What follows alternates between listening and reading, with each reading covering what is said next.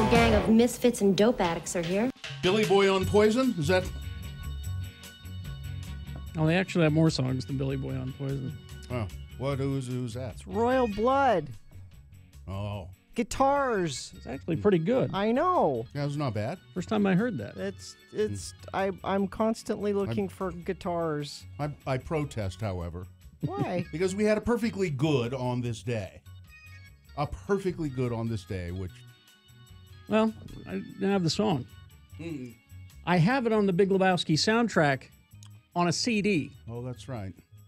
That is old tech, and I'm not allowed to have in here. So you know. So there's an actor. I don't have his name right here. Mickey Jones. Mickey Jones, and I thought, oh no, the Monkees, but no. Mickey Dolenz. That was Mickey Dolenz. Mickey Jones, you'd recognize the guy if you saw him. He was in a lot of kind of bit parts in movies and TV shows. Here's the first thing when I saw his picture, I went, "How much money you got?" Yeah, he's a bad guy always. He always plays a redneck bad guy from Vacation. Yeah. And I had no idea. I didn't know. I saw him as that bad guy actor. I went, oh, that's too bad. He was a drummer, a fairly good drummer, apparently. Played with a lot of bands. But he was with Kenny Rogers in the first edition. Just dropped in to see what condition my condition was in. And you know, he must have, that we were talking about the song Ruby by Kenny Rogers. Mm-hmm. And that little drum part I like. Mm-hmm. That's him. That must be him. Must be. If he was in the first edition. Yeah.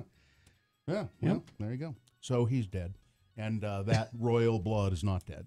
No, they're alive and well. Yep. Somewhere. That's just two guys. Oh, really? Yep. That makes me like it even more. Two guys. Making all that noise. So one of them, Brits. So one of them plays the guitar. Mm-hmm. The other one must be drums, I would think. That's impressive. I know. Is it going to kind of limit their sound to that, though? No, it didn't. The White Stripes. I wonder what... Or the Black Keys. Or the Black Keys. Well, the Black Keys, there were only two of them, but they had keys. So, I don't know. Hi. I need... You're dragging today? Yeah, it's too bad. Do you need terrible. some toothpicks to keep your eyes open? That kind of thing, yeah.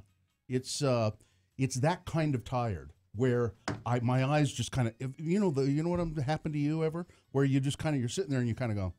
And just... You realize your eyes have closed and you're about to sleep? Only when I'm watching TV. Well, it's that feeling. That kind of thing? Yeah, and it's mainly when I'm working on the computer. And I'm reading stuff on the computer, getting news ready, and I'm going, and I realize, or driving. Yeah.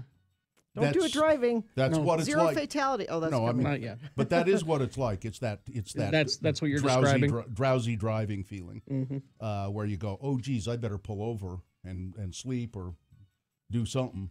Have you ever done that? Been driving and been like, I don't have much further to go, but I better pull over for a minute. I can tell you exactly when that was. I was driving all by myself from San Francisco to Salt Lake, or to Ogden, actually. And I'd left San Francisco after a kind of a wild party. At 2 o'clock in the morning, I left San Francisco. Not when I intended to leave, but the party was too good. And so I left. And I was driving, and I was going to drive straight through to Salt Lake. And I remember feeling pretty tired at about Lake Tahoe. And then I got to Wendover, and I said, I got to pull over. I know what I'll do. I'll go into the casino, I'll have a Bloody Mary, and then I'll drive the rest of the way to Ogden. How does a Bloody Mary help you when you're tired? Well, I was... It made sense to you at the time. It made sense to me at the moment. I went in and had a Bloody Mary. Went back out. I wasn't drunk. Just one Bloody Mary. Pick-me-up. Yeah. Now, this will be a pick-me-up. Got behind the wheel of the car, and I remember driving, well, I don't know, but after you leave Wendover, at least at the time, it was a long time ago, there wasn't anything until there was a little place where there was a gas station down the road. And I don't remember anything between Wendover and there. And then I went, you know what? I've been asleep this whole time, and I'm driving. That's bad. I should probably pull over. It was like 20 miles. I was just out. Wow. I don't know how I did it. But then did you pull over and go, I'm going to sleep for... Yeah. Well, I went to that gas station, and I drank a lot of coffee and waited. I didn't sleep, but I did. I felt, no, I'm awake enough. I can do this. And it was awful. And that's how I feel today. I will get to the end of the show today and say, what happened? Get Bill a Bloody Mary. He needs a pick-me-up. What happened? All right. maybe if you'd like to check in with the Radio from Hell show, this is the time to do it.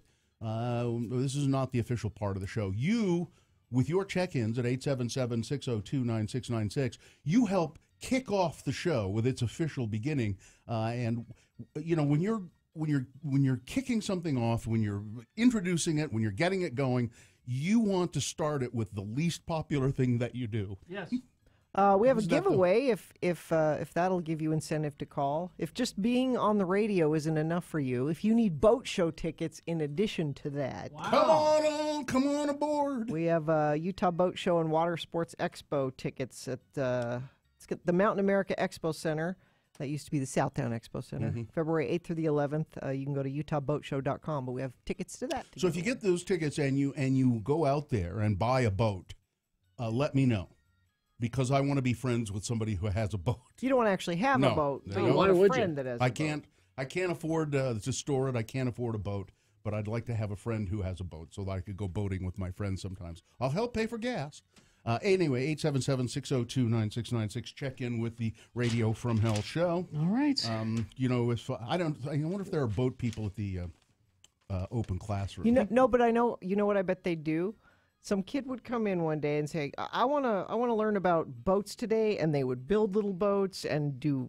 That's kind of how their school works. They just kind of let the kids. Let's research. Yeah, boats. let the kids steer what they want to learn about. How do you sail? That sort of thing. You know. That would be great. I know people who sail, and they are the kind of people who go to the open classroom. Yeah. So if you are looking for a free public charter school that is very, very student focused, if your student has a passion like that, they will help. This is the kind of education you get. Now, they teach you, they figure out, like, if you love boating and want to learn about sailing, they figure out how to work math into that and, you know, all of that kind of stuff. That's the open classroom. It's for kindergarten through 8th grade. You can find out more about them. They're up there in the avenues. Again, it's a free charter public school. You can find out more about them at ocslc.org. They're having a parent night coming up on February 12th. Find out about that at ocslc.org. On this week's brand new episode of Geek Show, we look at Altered Carbon, Black Panther, X-Files, plus a whole lot more. I also learned that apparently I'm very close to Mickey.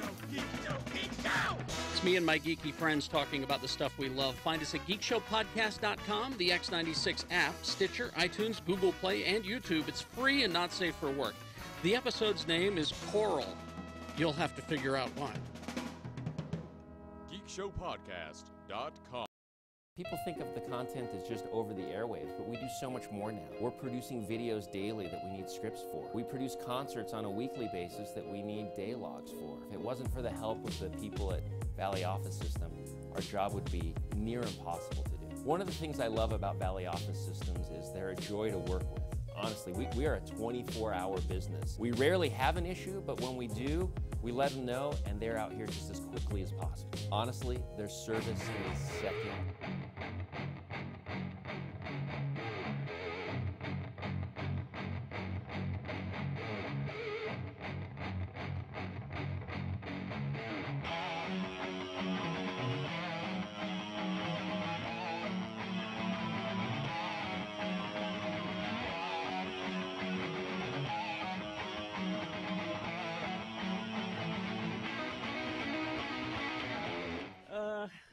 I'm a bad mom, I can tell you about real quick. Really? Well, we know you're a bad mom, but go ahead, tell us. Quickly, we're at Gray Whale. You can come by and see us, Gray Whale, up by the U. Come and get a first-hand look at a really bad mother. Yeah, I'm right here.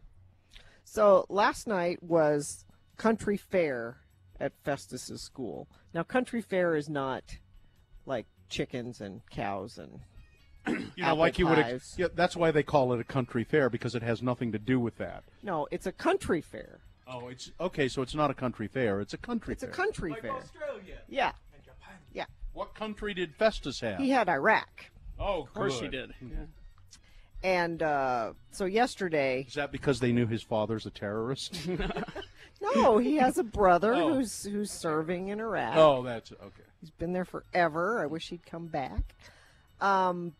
But yesterday, after school, Festus said, well, everybody said they're bringing food as you know, you have the display board with all your information, and everybody's bringing food from their various countries. It would have been nice, honey, if you'd let me know that before, Right.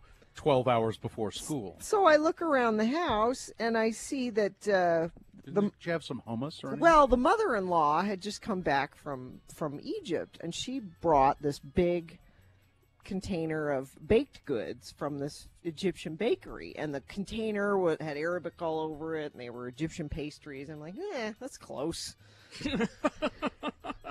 Wait a minute. If you were to Close. say that to your husband, Well, your so- Egyptian well, husband, He's out of town, I'm guessing. So that's close, and there's Arabic on it. So you set that on the table, and it'll look Yeah, it'll fool him. authentic. Yeah. So we go to the country fair and the country fair. and come back, and Joe stayed with the little kids at home while I took Festus to the country fair. And Joe said, what happened to The pastries The that I was so looking pastries. forward to eating. And I said, well, he didn't have any food for his display, and so we took those. And I thought because it had Arabic on it that it would look. And he said, the Arabic that they speak in Egypt is not the same as in Iraq. It's like Really? that would be like if you took, Yeah. pastries from Let's take some Spain French pastries to a and- Mexico Yeah. country. Yeah. Oh, I'm like, they didn't know. Nobody knew. It's Arabic. They don't know what. Did they not know? Nobody said anything. Nobody Of course said they it. didn't No. know. Yeah. Was he angry at you? Did he get angry? A little bit. It's like Dr. my Sam mother- wants to talk about anger today. It's like my mother brought these all the way back from Egypt for me. me. Did people eat them at the They fair? did. They were gone. Were they delicious? They were really good. 'Cause You they- don't know. You didn't try them. No, I did. Okay. Before anybody else touched them, because then they've got germs on them. So I unwrapped them and tried one. You have problems with germs? Yeah. Oh, like my friend Lindsay. That would be good for you next time we're on. We'll talk about germs. Oh, yeah, I don't know. Do you wear slippers at home? Or Yes. will your feet touch the carpet? No. She Oh. won't walk bare. Oh. She won't walk barefoot in a hotel room. Really? No. No. How? And if you're out and about and you need to go to the toilet, I try to wait. Difficult. till you get home. Mm-hmm. Difficult. Unbelievable. And she's one of these people who opens the door to the bathroom with her elbow. Yep. You know? Yep. Flush with The your whole foot. thing. I'm no fool. Do you use a straw when you're Sure. drinking at a restaurant? Yes. Wow. Yeah, she's bad. James. We're going to have a show on obsessive no. Let's do compulsive it. That's disorder, not I think. obsessive compulsive. It's Ah, being it's- cautious. It's That's Dr. different. Sam. Cautious? Yeah. You can argue with Dr. Sam. Cautious. I don't think you're going to argue with Dr. Sam.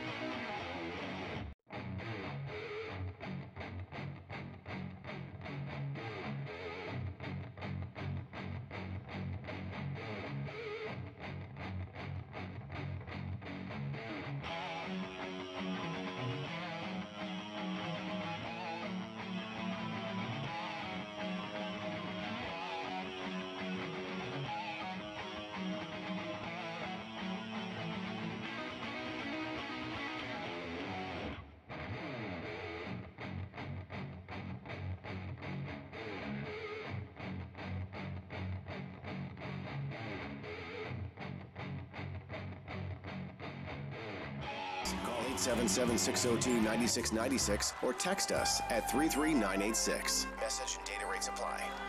Jimmy Kimmel, hold that thought. Yes, sorry. Just hold that thought. Yeah. So, 877-602-9696. That's the number you use to check in with the Radio from Hell show as we officially begin this program. Brought to you by Get Unlimited 1.5% cash back plus a $100 bonus with Power Cashback Credit Card from Security Service Federal Credit Union. Restrictions apply. Get details at ssfcu.org. Of course, it is a momentous day because it's Dan Seals' birthday today.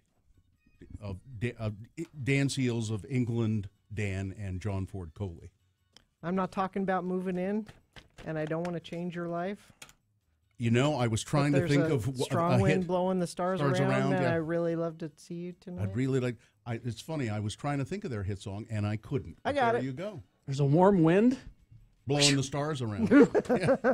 I can smell it. All right, the moon is beautiful. That's 41.5% of full. This morning it looked as though it were just cut in half, but it's a little past half now. The moon will set today at 12:22 p.m. Today being Thursday. It's the 8th day of February in the year of our Lord 2018, and this is North America's most dominating radio broadcast. You're damn right. It's the Radio from Hell show, starring the Lords of Morning Radio, Carrie Jackson. I'm Bill Allred. That's Gina Barberi. The senior executive producer and lady-in-waiting to the Radio from Hell show is Richard Stedman. Dylan Allred, no relation, is producing video for the show. And Katie for short is here doing her damnedest to keep this all together. So, is she the one that's doing it? Yeah. I think it's Katie. Okay. I think everything rests on Katie's shoulders when she's here. No pressure. No. So let's see your check-ins to the show to let us know what you're doing, who you're doing it with, or who you're, who you'd like to be doing it with, or who's doing it with you, or 877-602-9696. There is a line open. We have looks like Scott and Chatty Craig hanging on. Let's go to Scott first of all. Morning, Scott. Morning, Scott. Thanks for being a part of the least popular feature, not only ever done on this show, but probably the least popular feature in the history of radio. Thank you. No, thank you, Scott. What do you got going on today, Scott? Headed to work. Where's that? North Salt Lake. You see why this is the least popular feature? And Scott, you're way to go. Headed to work. Yeah. And instead of a place or a career, a town. Maybe he doesn't have one. Maybe he's going to stand on a corner in North Salt Lake and hope for some work. What sort of work is it, Scott? Electrical. Okay. Again. Okay. Scott is a man of few words. Yeah. Yes. Well, it is broad. Okay. All right, Scott. Well, have a lovely good day at work, and Scott. Hey, make sure you get some skull at the Maverick before you go to work. Yeah. All right. I'll try. Yeah. Yep. Thank you. Yeah. All right. Let's just see. It just makes me wonder how people speak in, I know they're calling a radio show and they're nervous. And it's early. But it just makes me wonder how they speak like in regular life. Are they that? Yes.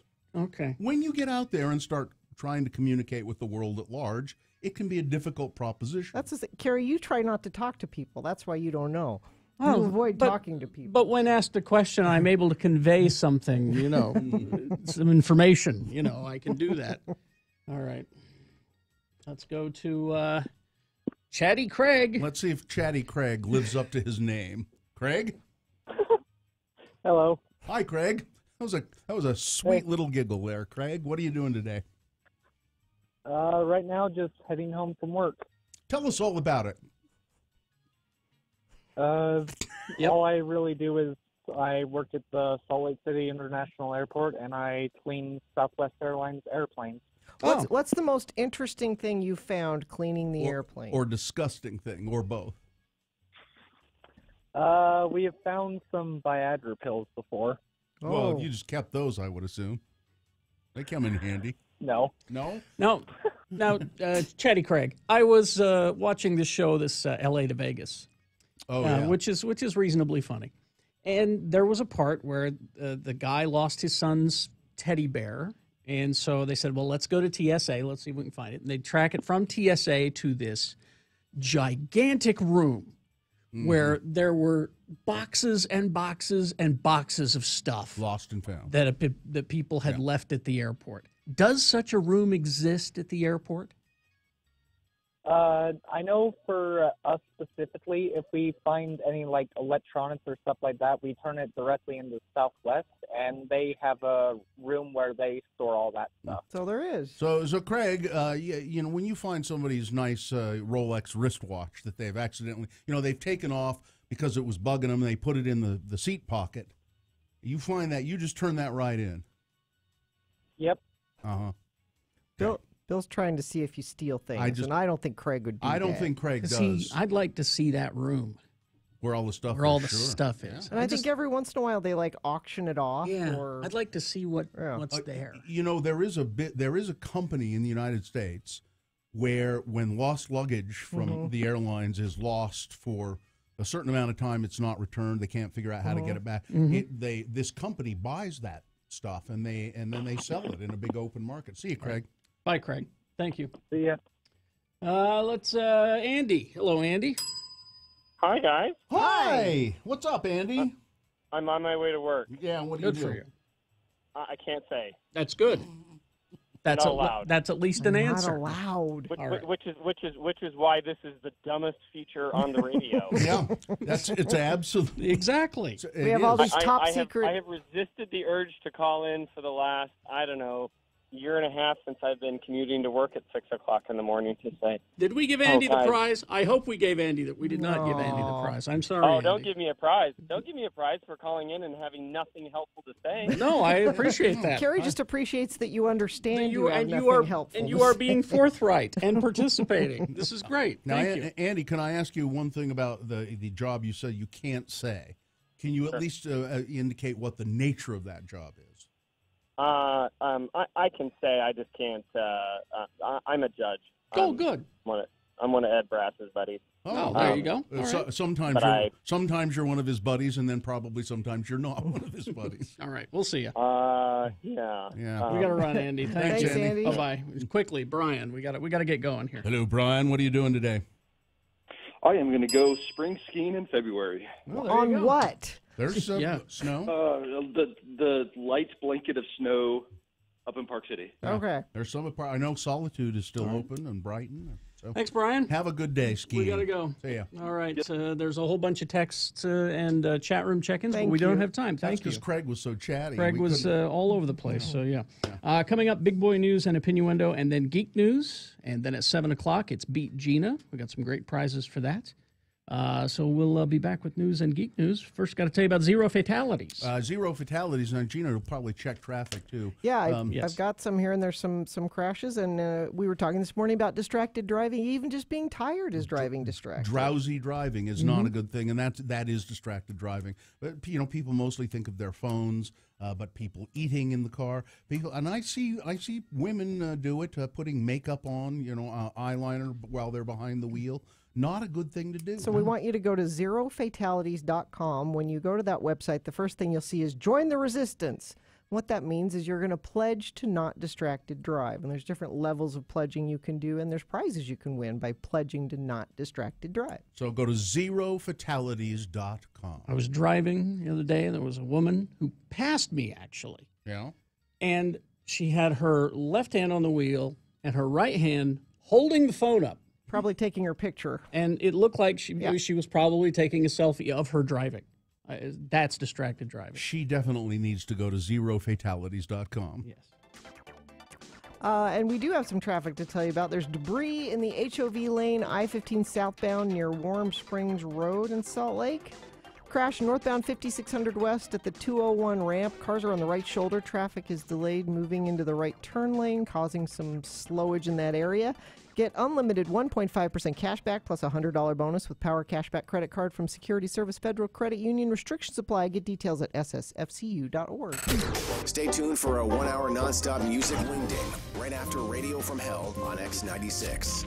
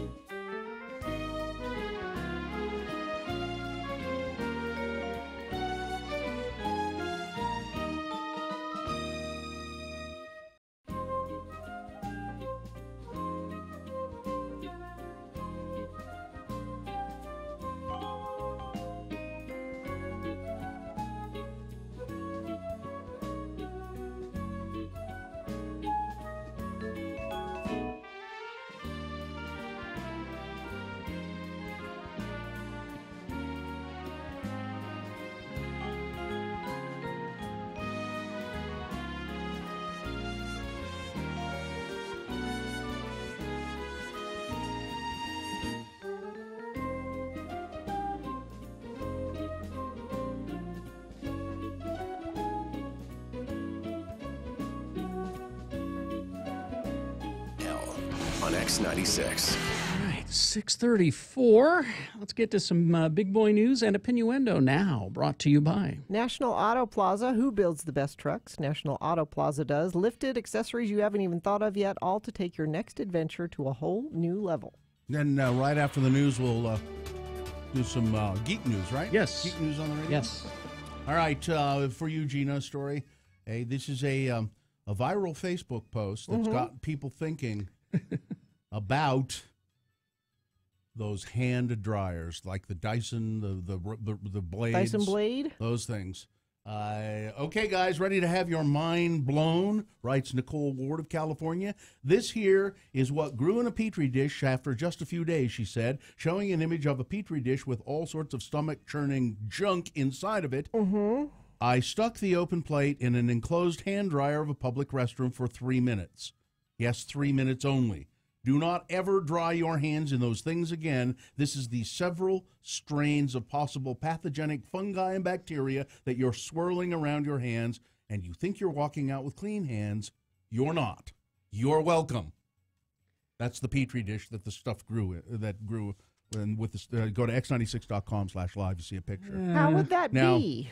She claims to have stuck the Petri dish in a Dyson Airblade and then incubated it for 48 hours. It's unclear what sort of scientific background she has, if any.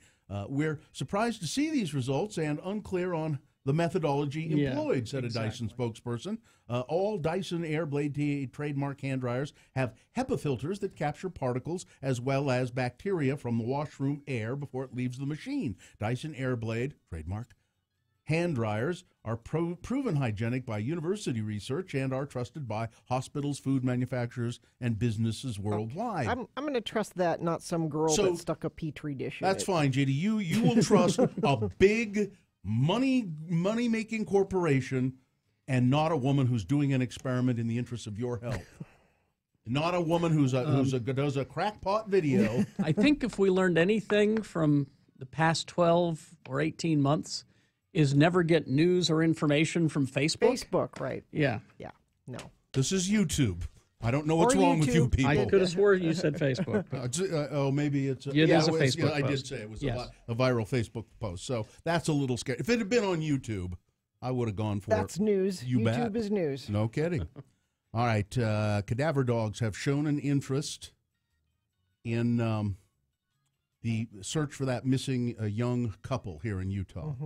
A search party of the relatives of the missing Eureka man turned up some clues. Nothing pointed definitively to the fate of the man or his girlfriend. Riley Powell is 18. His girlfriend, Brylin Breezy Otteson is 17. They were officially reported missing January 2 after embarking on a drive from Tooele to Eureka. Powell's missing Jeep was found partially hidden in trees about a mile south of the Cherry Creek Reservoir, if you know where that is. In a pair of search warrant affidavits unsealed earlier this week, revealed that Tooele County Sheriff's deputies and deputies from San Pete Major Crimes Task Force went to the property where Powell's mother lives there with her boyfriend. Riley Powell's grandmother and the grandmother's boyfriend also lived there. They found some interesting things there. Well, and they have, they found a camouflage tie-down, which is similar to one that was in Powell's Jeep. And then they had cadaver dogs sniffing around to search the property. And the cadaver dogs, although they have not said they turned up anything, they showed a lot of great interest in the boyfriend's truck that was seen towing Riley's Jeep at some point. Now, they're unable to pinpoint that in the timeline, but there are people who've said, no, I've seen his truck towing the Jeep. I saw that at some point. So they're still doing that. Now that a friend of the program, Becky, her aunt and uncle down there are still missing in this is a different story, Arizona. This elderly couple, older couple, I should say, they had a summer home down in Arizona, just over the Utah border, or winter home, I guess it would be. And they went down there to spend some time, and they're just gone. They're gone. Left purses and phones and everything. Dogs and the door open. I think there was evidence that there'd been that they had prepared some food, but just kind of left. Nothing, and there is no. I think still nothing on that. Their car is there, and there is just nothing else to report about it. But Becky is keeping us updated on that because I believe it's her aunt and her uncle. Well, let's see. Oh, there's a new deal with Salt Lake City that means the Twilight concert series will continue. It's a deal with Salt Lake City and our parent company, Broadway Media. It is? It is. Yep. Huh.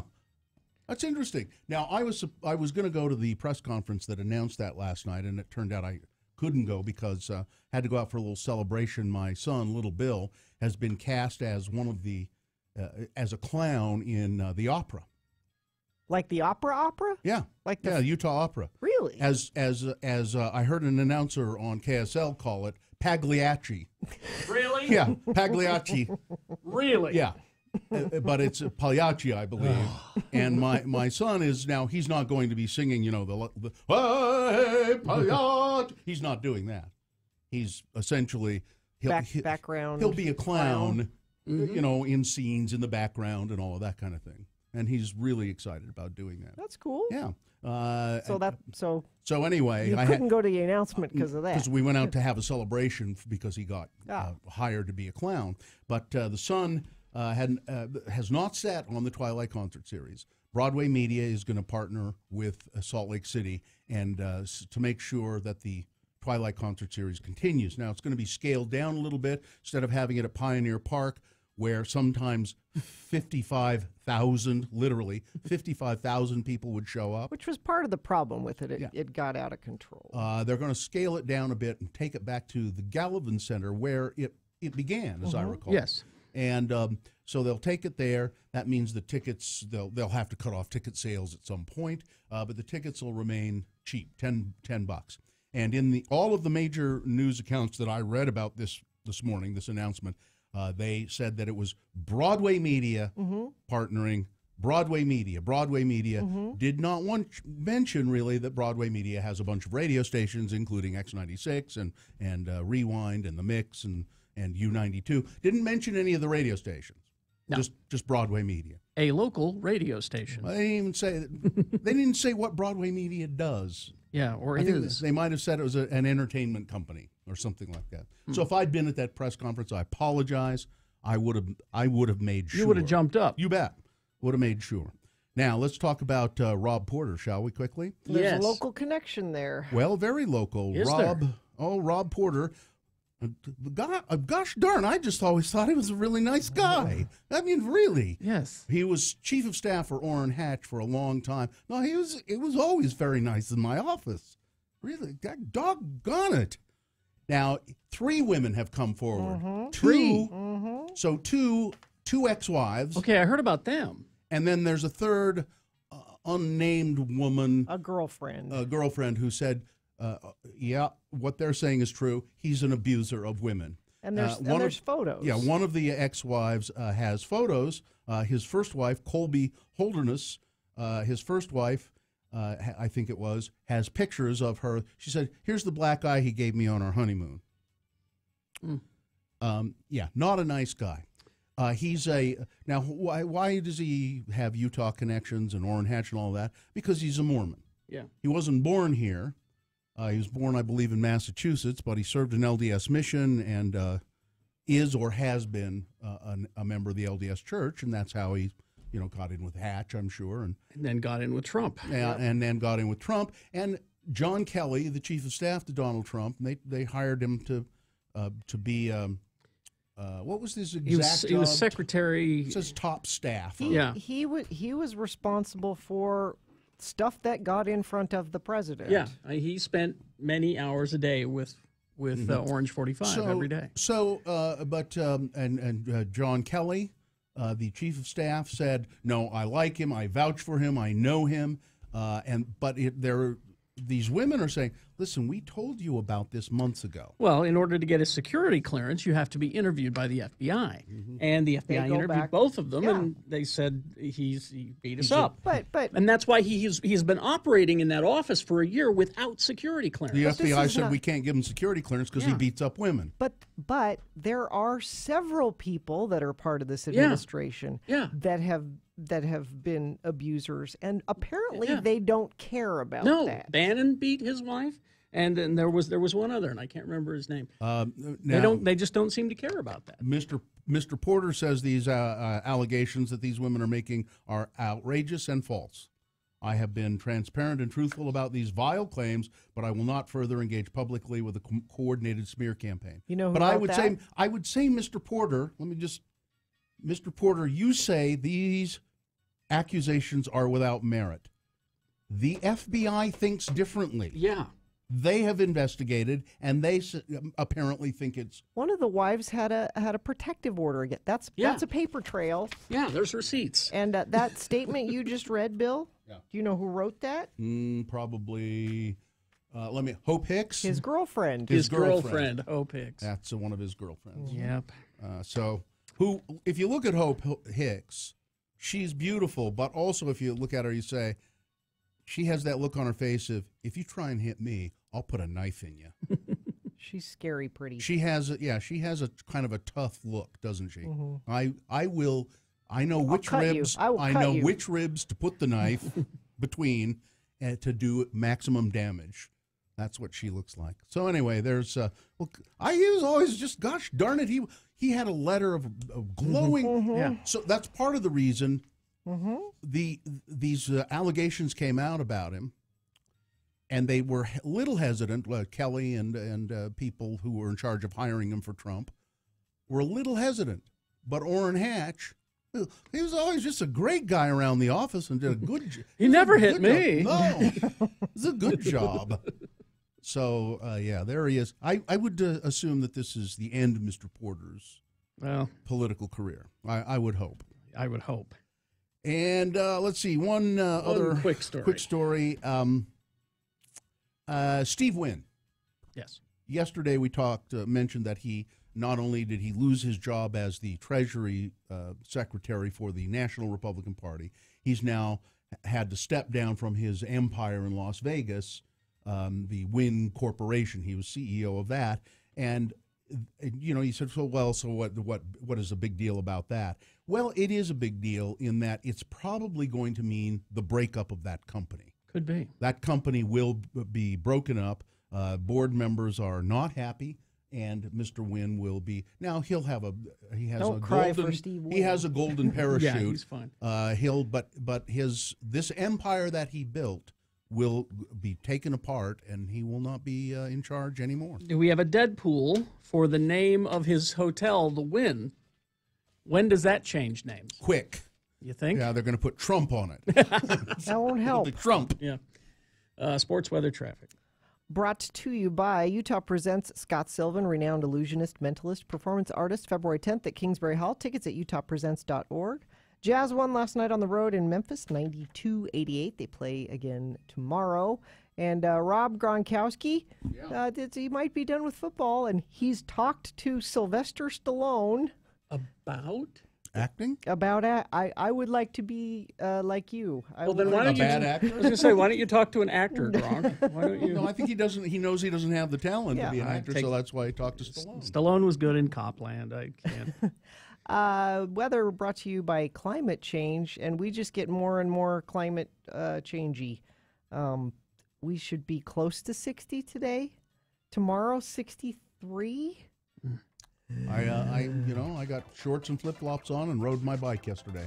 Crash southbound I-15 at Parish Lane on-ramp in Davis County. Crash northbound SR-36. This is out in Stansbury Park in Tooele at milepost 62. Looks like that's about it. You can always let us know if you see something out on the road. You text it to us, 33986. All right. And is this sponsored? Well, Geek News is always brought to you by Cabin Fever. Love is in the air at Cabin Fever, located in the heart of Trolley Square, 5th South, 7th East. Lava lamps, rubber duckies, Cabin Fever, so much more than a Valentine's Day card store. All right, brand new episode of GeekShowPodcast.com available now. The episode is named Coral. And let's see now. It's getting harder and harder for me to play trailers for you on the radio. We got two this week that are red band trailers. Oh. And that means that they got naughties in them. Swearing. Yeah, stuff that you can access on the internet because you're an adult. But because when you listen to the radio, the government thinks you're 9 years old, so we have to, edit. Terry, it's because there might be children in the room who could hear it. There are never children on the computer. Never on the computer. But we did get a new trailer for Deadpool 2. Yay! Where we meet Cable. Cable? That's a radio station. No, Cable. Oh. I was born into war, bred into it. People think they understand pain. That's Josh Brolin. But they have no concept of it. What's the most pain you've ever felt? As the man from the future. Maybe the kind that leaves you more machine than man. Wait, no, stop! Now, we stopped the trailer, that right there, because I have to. Josh Brolin, he's Barbara Streisand's son, right? What? Barbara Streisand's married to his dad, James yeah. Brolin. Well, so I guess that's his mom. Stepmom. Well, yeah. Yeah. All right. So we stopped the trailer because we get a shot of Cable, and his arm is green. You mean just like green screen? Like green screen green. Because Cable has a robotic arm. Metal arm. He's got a metal arm, Bill. Well, I like that he can crush. He can break things stuff, like bricks. Yeah, Stuff like bricks. Yeah. But Deadpool stops and points out, "Wait a minute, the effects aren't done for the trailer. What's going on?" And he says, "It's not like we're trying to remove a mustache or something," making a direct swipe at the Superman. And so he says, "I'll fix the trailer," and then the next thing you see is him playing with action figures of Cable and Deadpool. Very funny. It's Go very watch that fun. at Go work. and watch it. It's a fun little romp, and it looks to be that Deadpool 2 might just be as fun as the first one. The other trailer that we got was for season 2 of Jessica Jones on Netflix. Yeah, I watched some of that this morning without sound. So. Yeah, and again, that's something that Jessica Jones is not for kids, but we got some of it. Do you know Captain America? I want to absorb Ailey's investigations. You don't want me, you just want to eliminate the competition. I never take no for an answer. How rapey of you. Something happened behind these doors. I have 17 years of questions, and they are deep. Just knowing what was done to you might help you. So it's season 2 is going to investigate her origin, which I don't recall. I mean, I read a lot of the Jessica Jones comics, and I don't recall if they ever explored her origin much. I hope they don't find out that she's the bee in apartment 3C.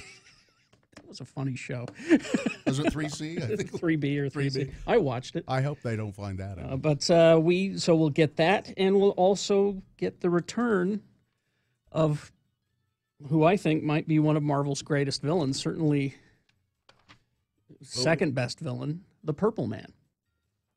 Why should I be scared of the Purple Man? Well, you didn't watch season 1, did you? No.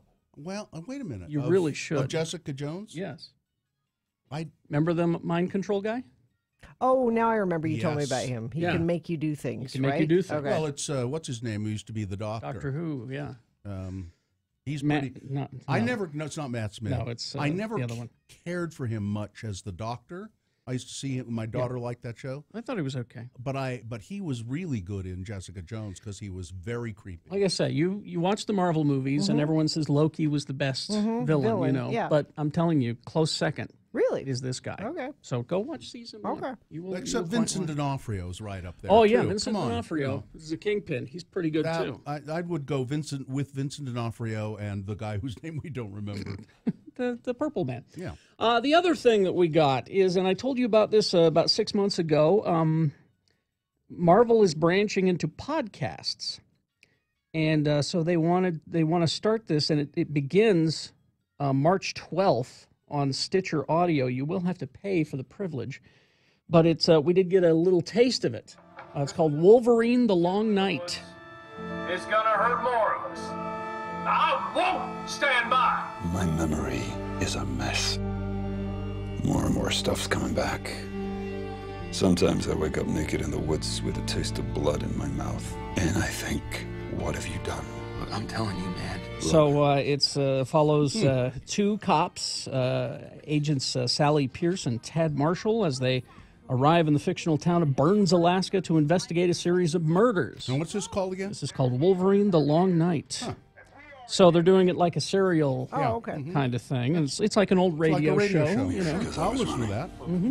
Running from myself, but I'm not going to run again. Now, it's on Stitcher Premium. You will have to pay for it, but it will be made available wider on other platforms in the fall. It does not say whether it will be free or not, but there you go. So that's... thank you, the chat room. David Tennant. Tennant is who we're thinking of. Kilgrave is the character's name, Kilgrave. but I call him the Purple Man because that's his Marvel Comics title. Let's see, other news that we got this week that upset Star Wars fans for some reason. Well, I know why, because sometimes they're their own worst enemies.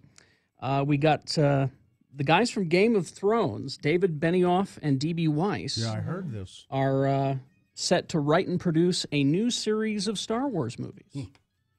Now, aren't these for TV, though? No. These are movies. That's a separate. This is a movie. Oh. So we've got Rian Johnson, who is working on another trilogy apart from the Skywalker saga. Mm-hmm. He's doing his own thing. And now these guys are coming in to do their own thing. Okay. Everyone was very upset. Because they don't like Game of Thrones. There are no dragons in Star Wars. Well, and I just or dwarves or they said look what they've done with Game of Thrones, and I'm like, but they're writers. They can write other things. Yeah. This isn't the only thing they've ever done. Why don't you wait and see what they do? Again, you're making the movie in your head. Don't do that. It'll always disappoint you. No, the Star Wars TV news that you got was from the same source that we got the information about those guys making movies. It was on a phone call that Bob Iger was making, an earnings call to the board. He announced that we are developing not just one, but a few Star Wars TV series for that Disney Direct app. Oh. So that's where the TV news came from. So there you go with that. Maybe they're afraid they're just going to do a vehicle for Amanda Peet, and they don't like Amanda Peet. Amanda Peet? She's married to one of them. I forget which one. All right, traffic. Crash southbound I-15 at Parish Lane on-ramp in Davis County. And then Stansbury Park is having, there are a couple of issues out there, northbound SR 36. That's it so far this morning. That's traffic. All right, thank you. Time to play Beat Gina. Yeah, and so call us at 877-602-9696. Beat Gina, the prize, got two prizes, I think, don't we? Two prizes. We've got a Prohibition gift card and also a social axe throwing gift card, which we'll tell you more about. Those are what you will get, but what am I going to get if I win? What kind of a prize will you give to Gina? Offer me a prize. If she beats you, that's how we select the contestants. It's Olympic trivia, as in the Olympics, not Mount Olympus or anything like that. It's Olympic trivia, 877-602-9696. Yes. Maybe you could offer Gina movie tickets. Sure. Oh, she likes to go to the movies. I like the movies. Could go to Salt Lake Film Society. That's actually my favorite place to go to the movies. Yeah, I like that a lot, too. The Shape of Water is playing there. Yeah, well, there's a bunch of, I think almost everything that's playing there, at least at the Broadway, they're all Oscar nominated for something or other. A good chunk of them are.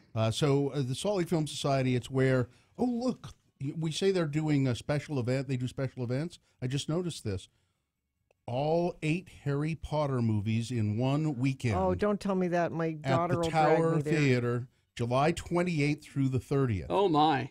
Oh, no. And Katie, do you want to take my daughter? Because she'll, okay. Does that mean I guess they're going to show back to back to back to back to back. Wow.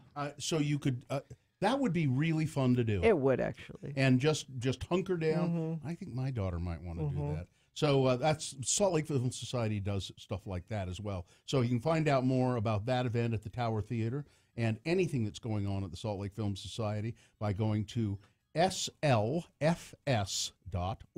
Attention! The deadline to submit your film for the Radio from Hell Film Festival is this Monday, February 12th at 5 p.m. This is your final warning. Remember the rules. Include a flag of the United States of America in your film. Include the phrase, in your area. Make your film 5 minutes or less. Turn your film in by February 12th at 5 p.m. following the guidelines at x96.com. You could win $1,000. Make your film now before it's too late. Radio from Hell.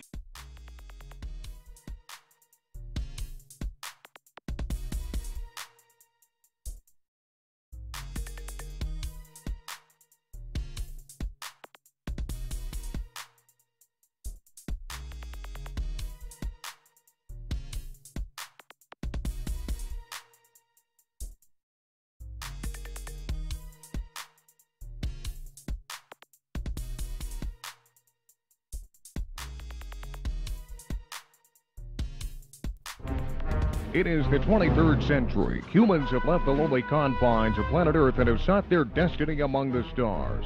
While many things have changed, one constant remains: the need for young men to venture forth and do the work of the Lord. This is the tale of two such men who at the age of 19 have answered the call of their general authorities and are embarking on a 2-year mission to spread the gospel throughout the entire galaxy. This is the story of Space Elders!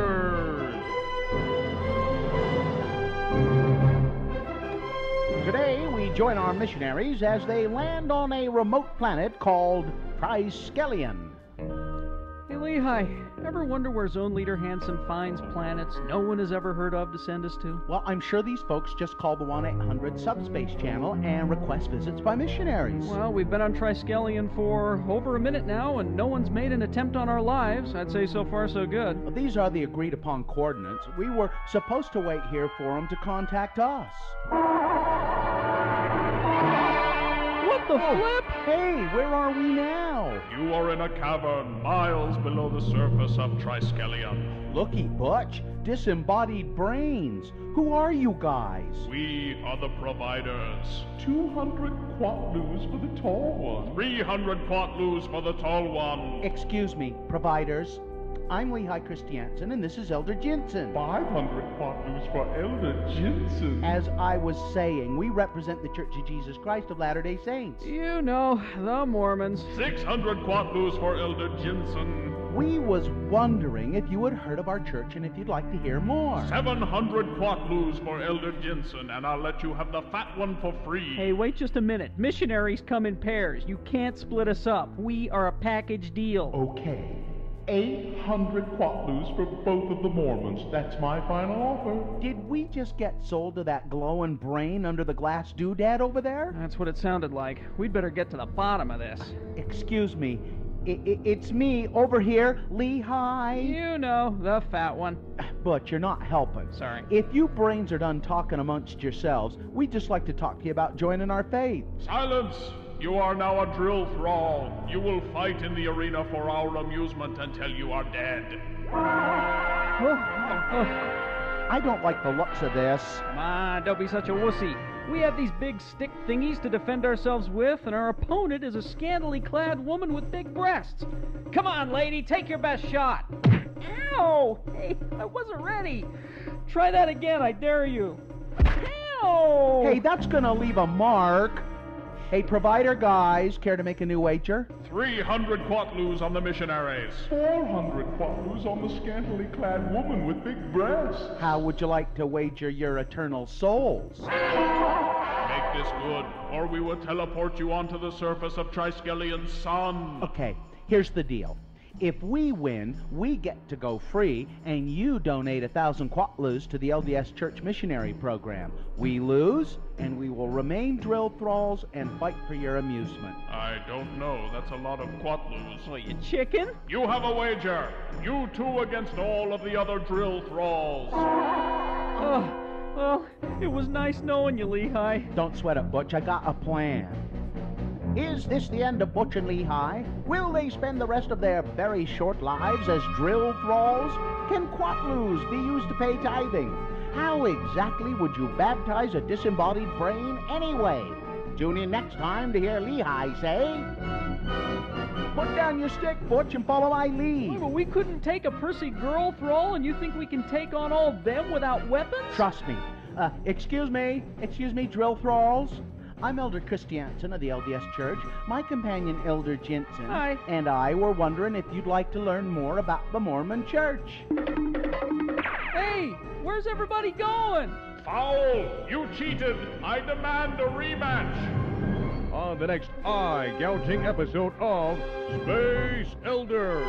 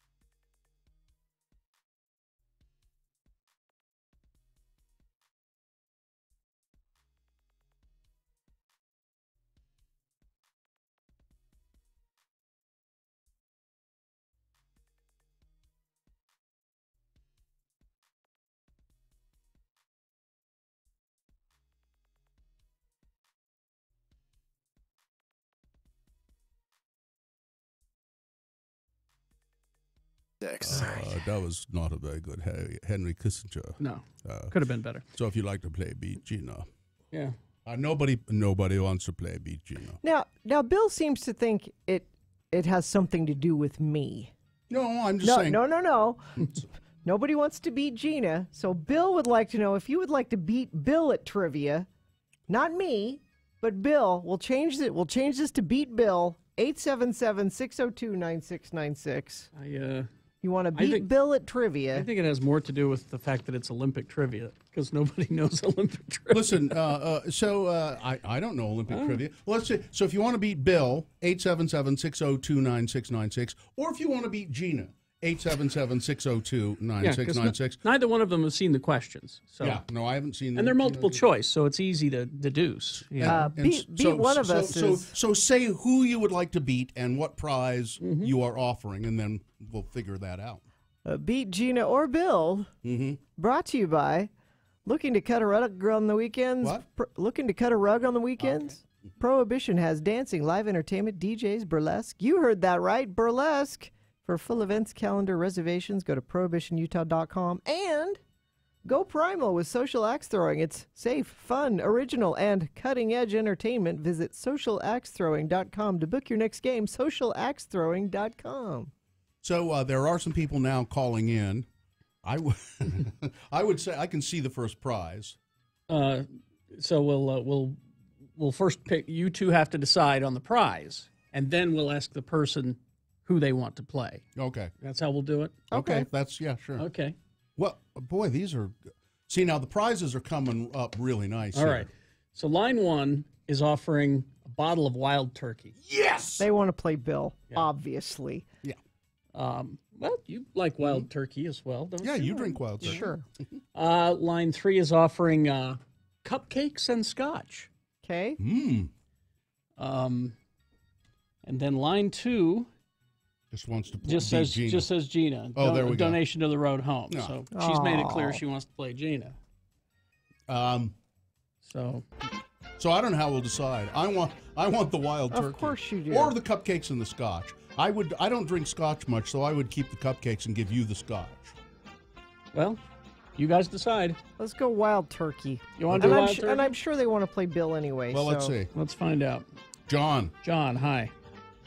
Hi, how are you? Good, John. Who did you want to play, Bill or Gina? Yeah, the wild turkey kind of gave it away. Yeah. Okay, so I'm going to see how I do at Beat Gina. All right, so Gina, you have to control the game and keep track of the score. Can you? All right. See, can you do that? Bill. See, it's easier to just be the player, right? Bill, and then who's this? John. John. Okay. All right. John, going to let you, on the coin toss app, call it in the air. This will determine if you go first. It gives you an advantage if you do. Heads or tails? Let's go tails. All right, let's see what happens. It is tails. All right, you go first. I'm kind of nervous. All right, John, this is multiple choice trivia. You get the first question. If you get it wrong, Bill has a chance to steal your point away, and vice versa. All right? First person to 3 points wins. It is, as I looked over them, specifically Winter Olympic trivia. All right? Okay. So here is the first question for you, John. Then Bill gets a chance to steal if you get it wrong. Okay. What country has won both the most gold medals and the most gold medals overall in the Winter Olympic Games? Is it A? It's being Gina. Is it A, the United States, B, Russia/USSR, C, Norway, or D, Canada? Oh. It's a tough one. Let's go USSR/Russia. That is incorrect, Bill. It's either Norway or Canada. Canada. Incorrect, Norway. It was, in fact, That's Norway. what I was going to say. Is it? Okay. I knew it was. I knew she's that. She's gonna do that. I knew it was Norway or Canada every time. 1 point for Gina. I'm going to see how I do. Okay, so no one gets the point. Now, Bill, this is your question. Yeah. See, I'm doing your job. You got to be up on this. Oh, okay? sorry. Bill controls the question. Thank you. Let's see. Which country had won every gold medal in pairs figure skating for over 40 years? So they held the record in that until the Winter Olympics in 2010. So this country won the pairs figure skating for 40 years until 2010. Was it A, the United States, B, Russia/USSR, C, Canada, or D, Finland? Russia, USSR. That is correct. Wow, it was the longest series of victories for one country in one winter event. Yeah. That's 1 point for Bill. Thank you. And John's question. John, what new sport is joining the Winter Olympics in 2018? I know this too. Is it A, snowboarding big air, B, ski journing, C, cross country snowboarding, or D, snow darts? Big air. Pardon again? Snowboarding big air. That is correct. All right. Just had to get it clear. We are tied 1 apiece. Bill has the question. Bill, your question? Okay. Which U.S. athlete holds the record for the most Winter Olympic medals? U.S. athlete. Okay.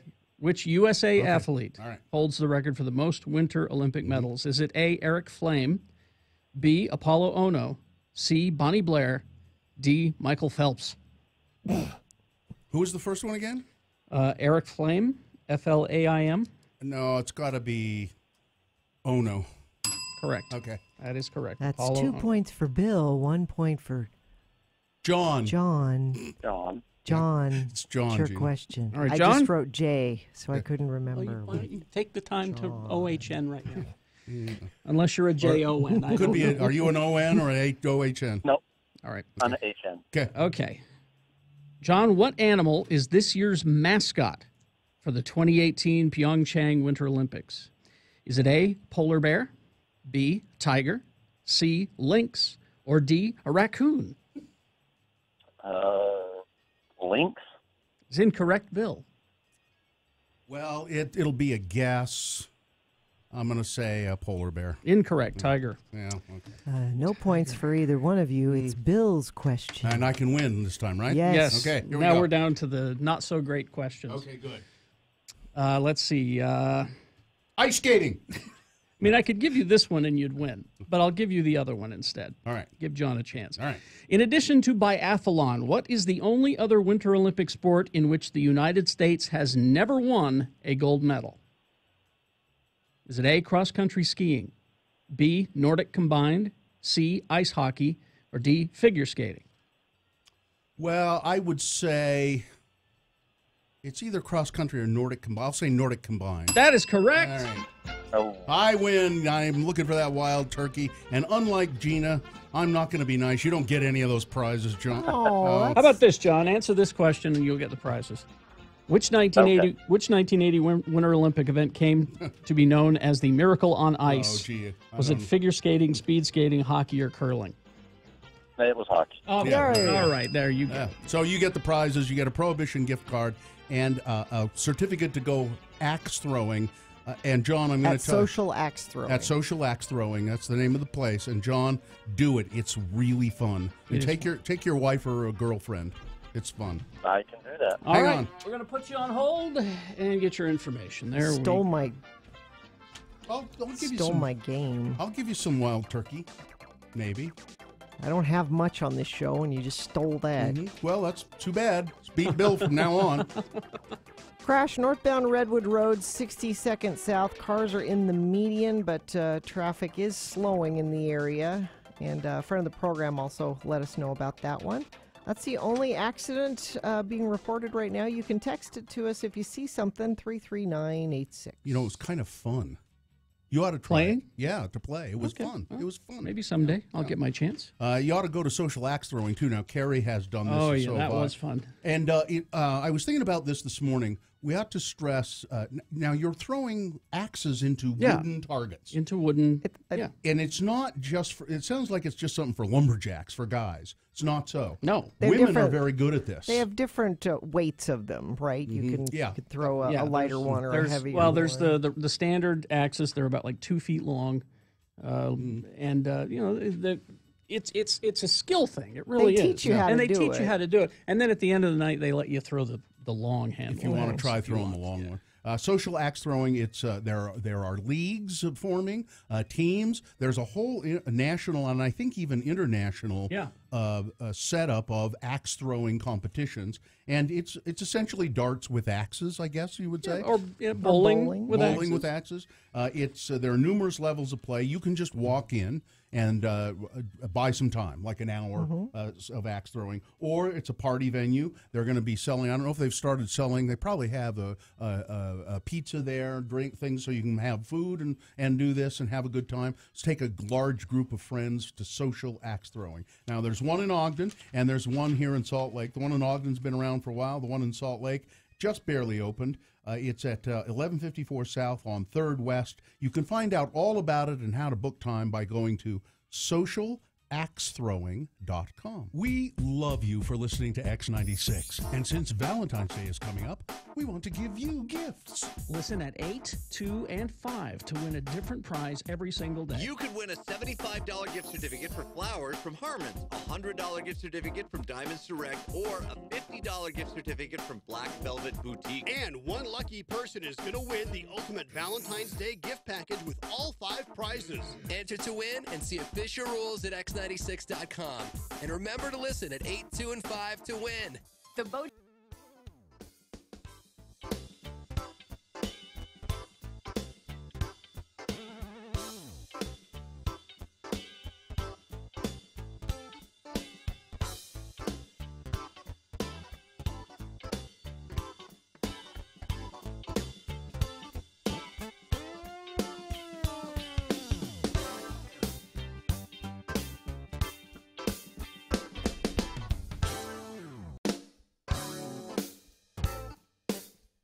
Radio from Hell with Carrie, Bill, and Gina.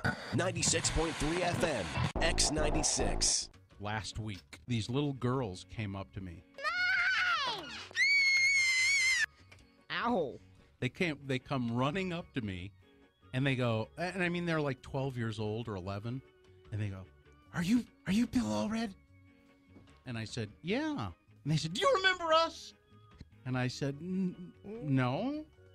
And they said, you threw us out of that garage in your backyard a couple of weeks ago. What? You had kids in your garage? Not my garage, my neighbor. She has this old garage, and the top of it. No, do you have an infestation? Yeah. Is it like little girls? That's what it was like. It was an infestation of little girls. No! And the old garage has like a top place that you can walk up some stairs and go into a second story, but it's just ramshackle. You know, you can see through the ceiling and the floorboard. You ought not be walking around. It's more of a shack than anything. Yeah, and I realized there were some kids up there so I went over, and there were these little girls in there trying to clean it up and make a playhouse out of it. You know, and a fort. We want a fort. Yeah, and I was nice to him because I said I know how attractive this is to want to do this, but it's really not safe. Plus, it's filthy. And I mean, they had cleaning equipment in there and all of this kind of stuff. And I said, it's really not safe. Yeah. So and there were other kids coming down my driveway and stuff to go up there with them. And I said, so come on out and please don't do it anymore. And they haven't. I could have I was going to put a lock on the door for my neighbor. And I haven't gotten around to it, but I don't think anybody's been up there since. Yeah. At least I don't think so. But then apparently there were some older kids who recognized me, apparently. So they were just really excited that they had been thrown out. Kicked us out. They kicked us out of that place. Does that mean Jonesy's going to scream like that someday? No! Is that what? Probably. Is that what girls do? Yeah. Hi. Being there for kids is super good fun. Who is that? Who is that that says super good fun? It's a PSA for some kid thing. But you don't know who it is? No. Hi. Being there for kids is super good fun. I love that. All it takes is a little know-how. All it takes is a little know-how. Yeah, super good fun. 96.3 FM, X96.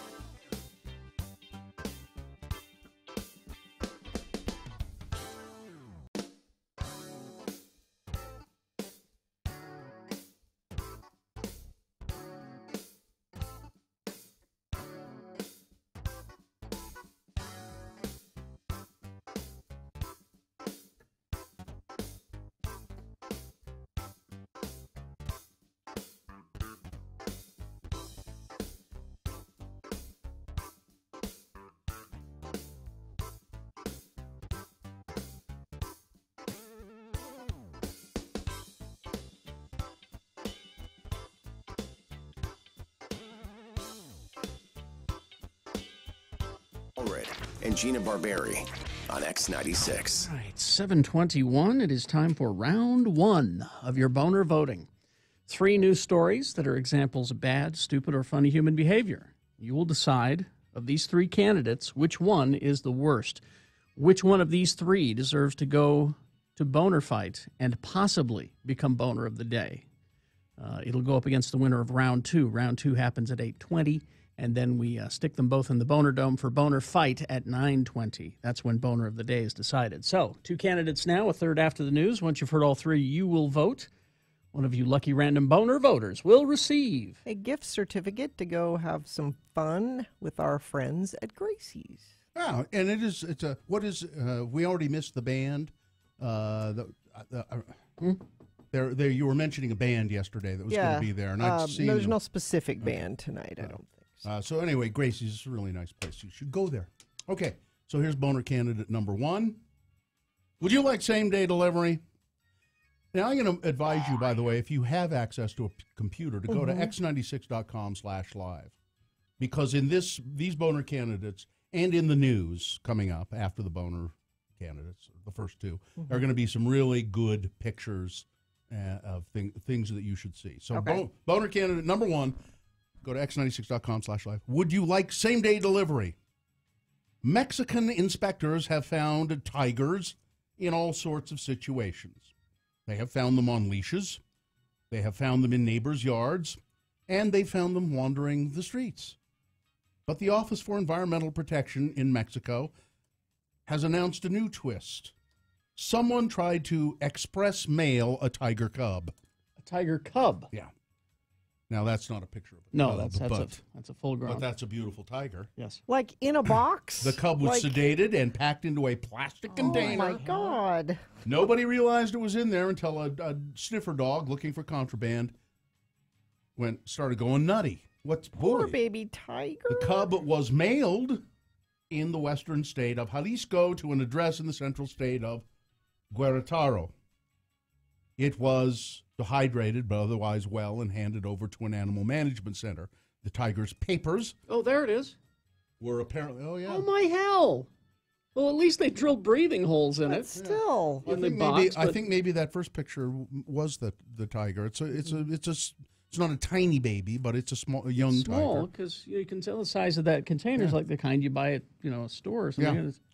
Yeah. They're investigating. Oh, man. Let's see who would mail. But he's all right. Yeah, but they successfully mailed him across. Would you like same-day delivery with that tiger, please? Wow. Boehner candidate number 1. Here's Boehner candidate number 2. I need to report some things I stole as stolen. Yeah, you heard that right. A Spokane Valley deputy investigating a report of a possible burglary found himself arresting the victim who reported that he had been burglarized. The deputy learned that the man had actually burglarized a neighboring apartment and was trying to report the items he stole as stolen after the true victim took some of the property back. Around 1 p.m. on Sunday, Deputy Jason Petrini responded to a reported theft at an apartment complex in Spokane Valley. The initial caller, identified as 46-year-old Jason Chance, said he purchased I bought some property from this neighbor, and before the neighbor went to jail. And then the neighbor's girlfriend, he come over to my apartment and he took some of the property back that I'd bought from him. Or stolen, maybe. So they go to the neighbor, and the neighbor said, he stole that stuff from me, and I just took it back. What? No, oh, yeah, you got me. I was trying to report some things I stole as stolen. Boehner candidate number 2.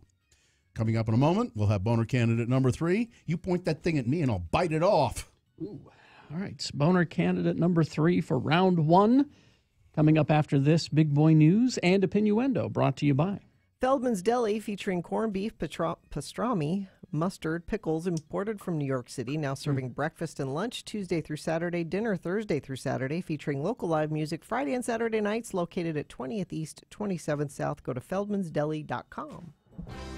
Yes, there is something going on here. There was a tiger in the Boehners yesterday and a tiger today. We're tiger heavy? There's something going on. I don't know what. Tiger. So here's where you want to go to x96.com live and see the picture of this year's Gerber baby. Oh, he's so cute. And I was unaware that they selected a new Gerber baby every year for the Gerber. He's 18 months old. He's a smiley little guy from Georgia. And he is the first child with Down syndrome to win. I guess they have the Gerber baby contest. There he is. Every year. Oh, he's got a little bow tie on. And that little kid is so damn cute. You just can't stand it. His name is Lucas. He's wearing a little blue button-down shirt and a mini bow tie. And he loves to wave at people. And he loves to play the piano, said his dad.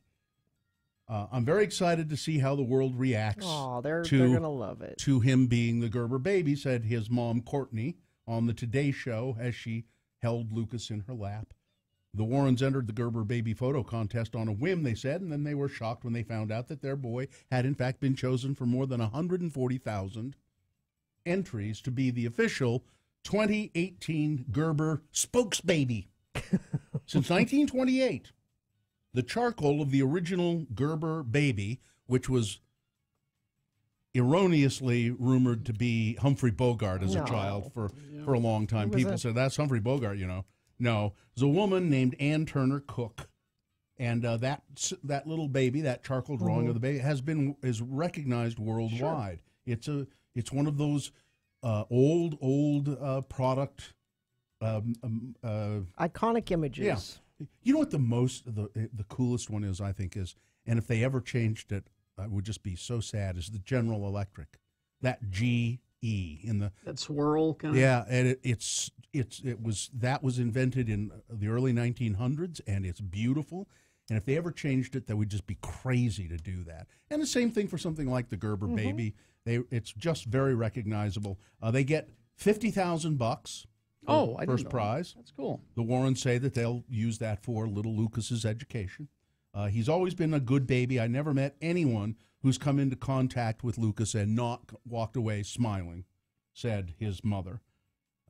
He's got a twinkle in his eye. People love it. They always comment on his smile. He's always smiling like that with his tongue kind of sticking out. He's he just melts your heart, doesn't he? There he is, the new Gerber baby. All right. So this guy won't melt your heart. You want to see the picture of him as well. This is a man from Roy. Yes. A Roy man. Who was arrested last week. Yes, a Roy man, saying a Roy man is very akin to saying a Florida man. Yeah. A Roy man was arrested last week after police say he attacked his cousin with a drill. With a drill? With a drill. Okay. Over a housing dispute. Now, we'll get his picture up there. Well, you use a drill because it's what you have handy. Yeah. Christopher J. Gallegos arrested Thursday for investigation of aggravated assault with a drill and criminal drilling mischief. Police say that Mr. Gallegos was parked in front of a residence in Layton, blocking the vehicle that his cousin was in. Christopher then exited the vehicle with a DeWalt hand drill. So I thought we would have a picture of this is acting like he can't find it. He's sort of giving me the indication. You need to let him know these things so he can find them more quickly. He knows. That story's been in the queue for a couple of days. Go to KSL.com right there. What's that? I don't know. Why would you go to a want ad website for that? Yeah. I don't understand. That's where I don't need to buy a gun. I swear, you can buy guns, you can buy cars, and you can buy mugshots of guys who attack people with drills. That's what they sell. That cost me $5. $5? You overpaid. So he was having a disagreement with his cousin over. They were both trying to rent the same home. There he is. There he is. Oh, boy. Yeah, isn't that a good? I love that. Yeah. So he's showing the cops. I don't think that's a face he's pulling. I think that's the way his face is. Yeah. Is he 6'6"? With a hair. Or is that inches? 66 inches. That's the hair standing up, isn't it? Yeah. Okay. Man. Anyway, that's a good mugshot. That's a guy who would attack his cousin with a drill. Well, that was the only course that he had. Yeah, of course. Let's see now. The FBI has been investigating for quite some time the death of a Border Patrol agent named Rogelio Martinez, and the FBI investigation into the mysterious death of Mr. Martinez, who was found unconscious off a remote Texas highway in November. The investigation has been unable to determine exactly how he was injured, though the Bureau said on Wednesday that it had found absolutely no evidence that he had been attacked in any way. In a statement, the Federal Bureau of Investigation said it couldn't find anybody who'd witnessed the episode in which the agent was killed besides his partner, Stephen Garland, who survived but has no recollection of what happened to them. So I think it was probably aliens.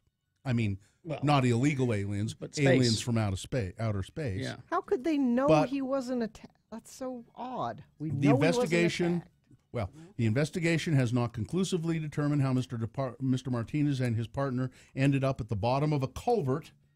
There are no suspects. There's no evidence around. Just hours after those agents who'd been on duty were found in the culvert off Interstate 10, about 100 miles east of El Paso, politicians immediately seized on this news. Yeah, they're the ones who told us that he was attacked. As a flashpoint for a border debate. Yeah. And this is just ridiculous. It's the same. It's Donald Trump talking about that Guatemalan drunk driver who'd been deported a bunch of times, who smashed into the NFL player and his Uber driver last week and killed them. And rather than focusing on the people who are dead and the tragedy around that, they focus on illegal aliens and what's going on. If we had a wall, this wouldn't have happened. Yeah. And that's exactly what they were using Mr. Martinez's death for.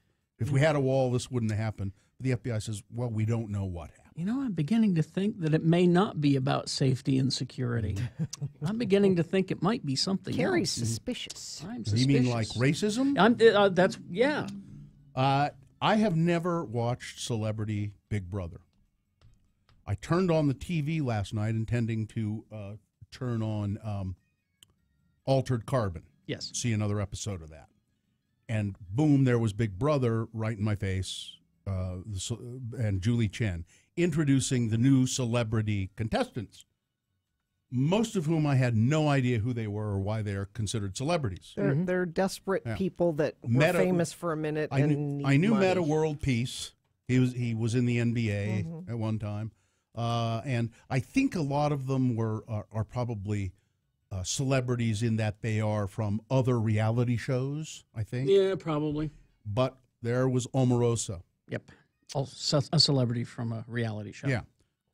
The reality show being the Trump White House. Well, she was before that. I know. Yeah, but her latest reality show was the Trump White House, and I had to admit I was hooked for a few minutes watching it because it's so awful.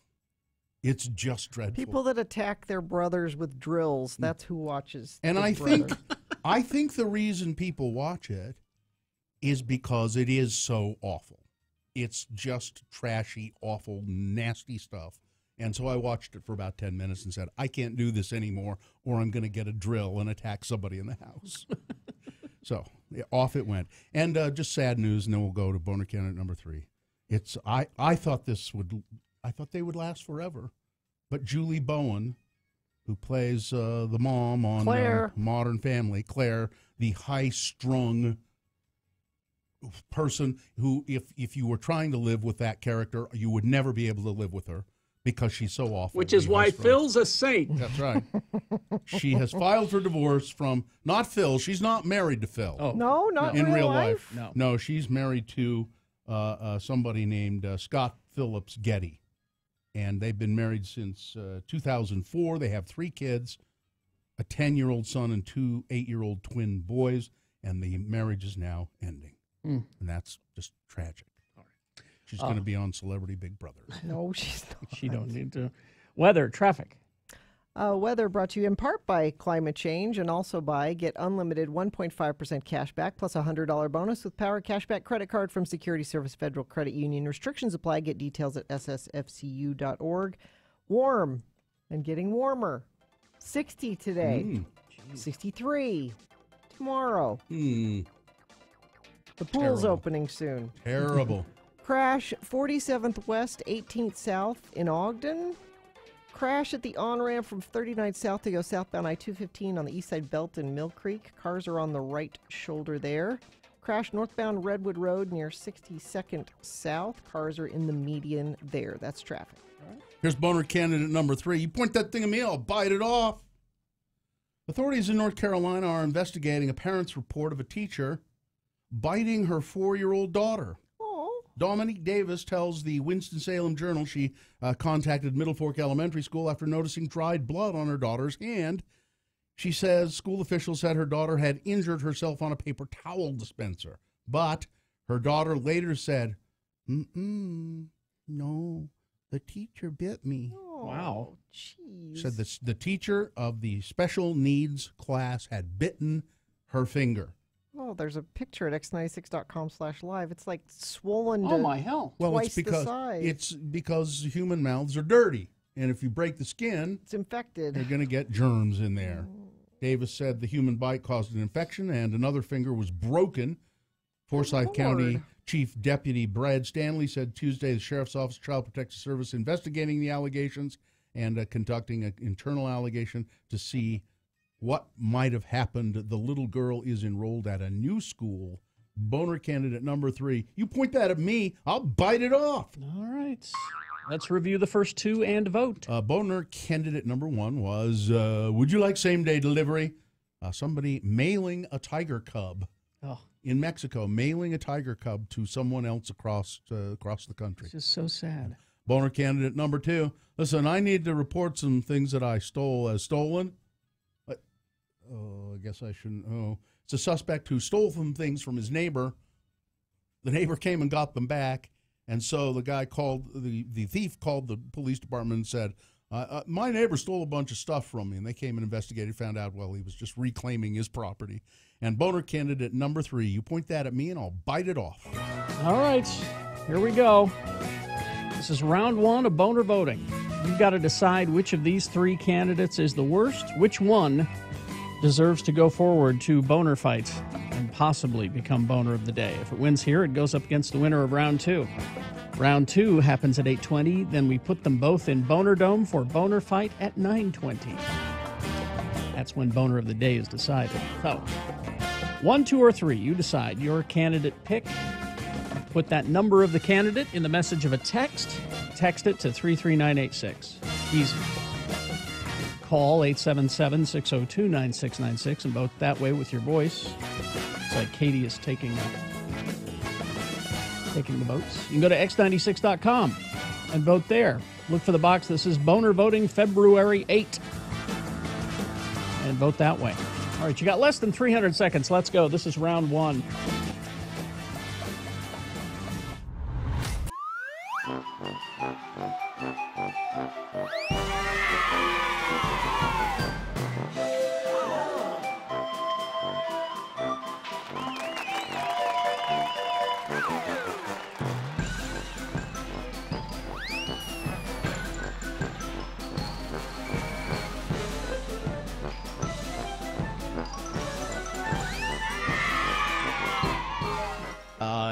We found a pair, my wife found a pair, I should say, of clown shoes at the DI. A giant Sad pair. dead clown. That's immediately what I thought was dead clown. How else do they end up I went right to dead What's clown. sad, what's sad about a dead clown? I know that's a day of celebration. Depends on where you find him. Yeah. If you find him in the forest, that's kind of sad. It's a gigantic pair. I think they were, I'll take a picture of them and present them next week. She bought them? Yeah, for my kid.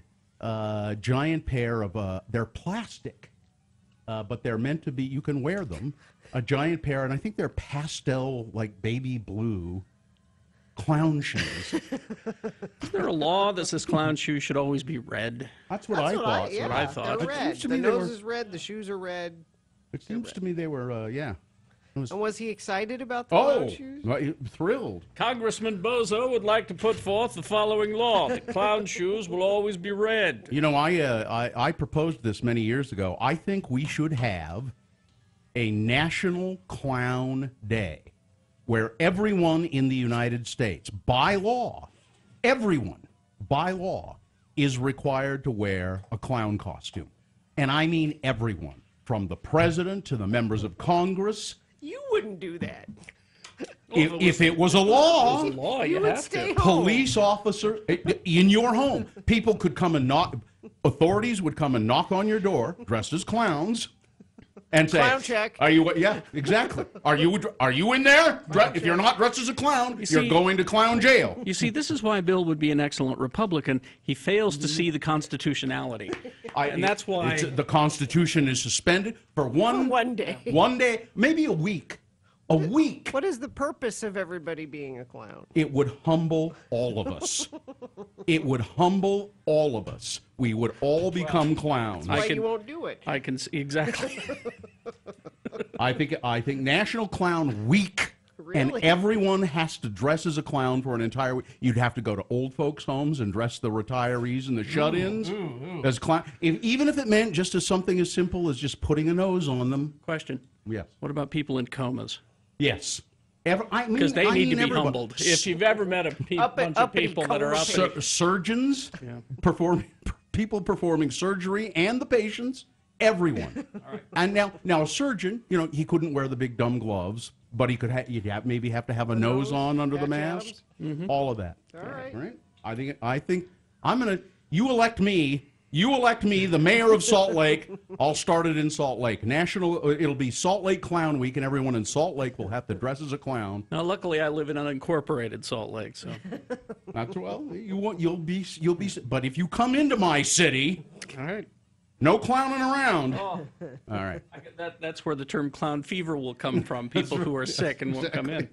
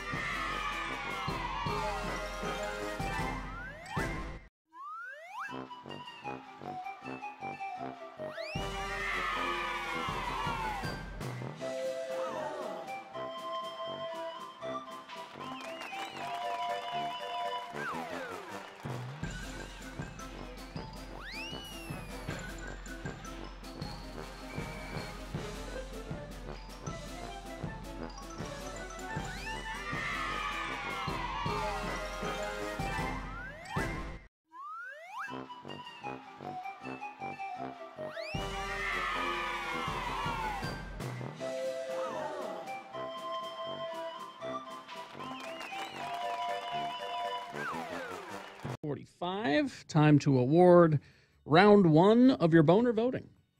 And round one of the Boehner voting is brought to you in part by Queso. Queso. And Thursday, start your weekend early this evening at Gracie's, featuring live soul, funk, and jazz with AM Bump at 8. Like Gracie's on Facebook for updates. Adults only. AM Bump. AM Bump. All right. So we had Boehner candidate number one. Would you like same-day delivery? Someone mailed a tiger across Mexico. That picture, it just breaks my heart. I know. Poor tiger, kind of drugged up and in a crate. It survived. Do you know what that means? That happens, and it hasn't been caught before. Haven't been That's caught, not the first time. Probably. Then Boehner candidate number two.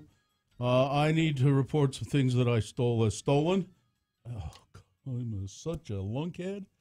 A guy who stole things from his neighbor. Then the neighbor came and took the stuff back, and the original thief called the cops and said, I want to get this property. He stole that from me.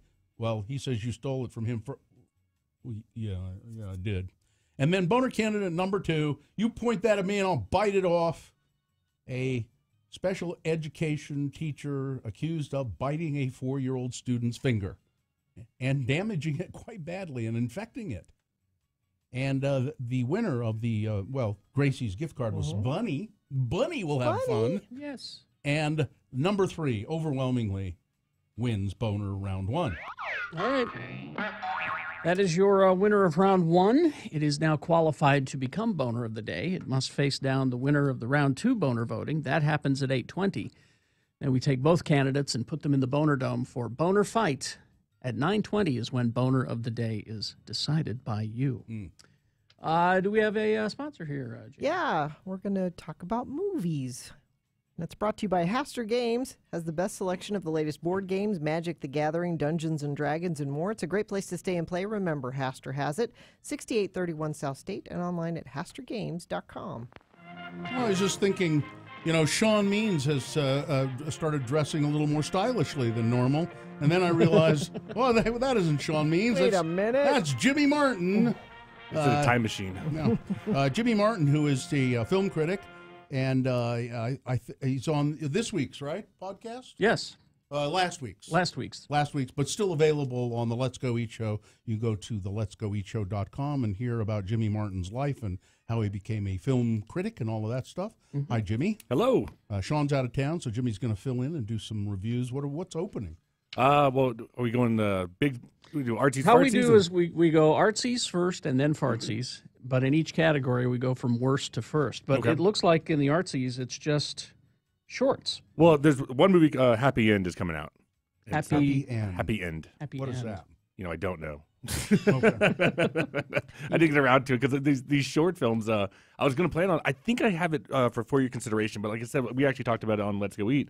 That they send you like 100 movies. And I'm like, I can only choose the ones that I think are actually going to make an impact on discussions. That if I'd love to watch everything, but I just can't do it. And so I think I didn't get around to that one. But these short films, while the animated block, we'll talk about all of them, is about 55 minutes long. The documentary one is actually separated into two programs. Yeah. And they're both like an hour and a half long. So my! Now, did you watch most of those? I watched every single one I could. And there's only one I didn't. The documentaries. Let's talk about the documentary blocks first. What is notable? So there's 5 of them in there. I'll just say the one I don't get why they do this sometimes. Like because they'll send you a link. Here's the password, and they'll have all the shorts available. And so the one called Traffic Stop, you click on it, and it goes, "Hey, if you want this short, contact this person at HBO." And I'm like, why did you just make it available?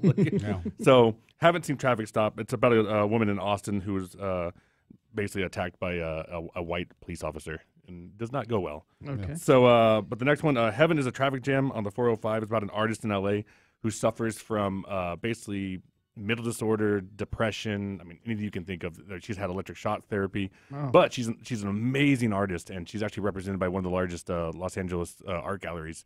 And so, but they talk about how they start out the whole film that her favorite thing, which I think is absolutely insane, is her paradise is sitting on the 405 in Los Angeles in dead stop traffic. She likes that. She loves it. Okay, now I know there's something wrong with her. She finds peace there. She goes, I just like looking at the other cars and stuff like that. I'm just like, pretty good though. I liked it a lot. Yeah, she's fascinating. Like Kat was watching with me.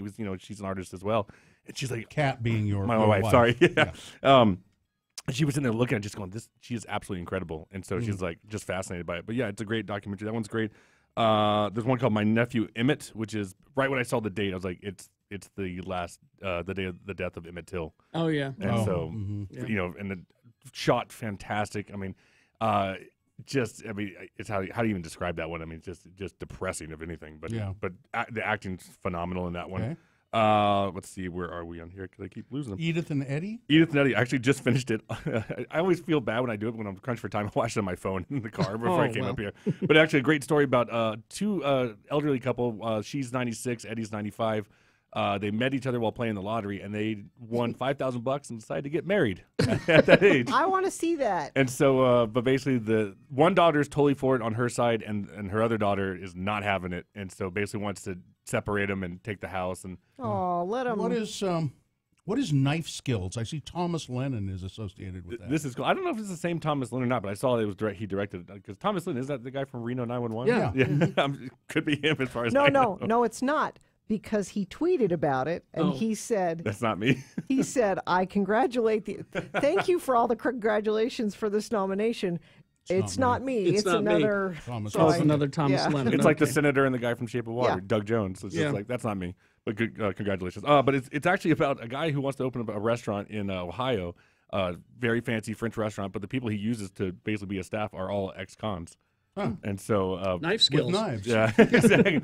and Kat was watching this with me as well, and she's like, "Well, they're not going to hire like murderers." Well, it's like obviously not, but some of these people have some aggressive crimes with robbery and stuff like that. So those are all pretty good. I liked it a lot. Yeah. So and then the live action shorts. Did you watch those? Yep, I've watched all those. Let's see, DeKalb Elementary is about a white man who walks into a predominantly black elementary school with a gun and deals with the secretary in the front.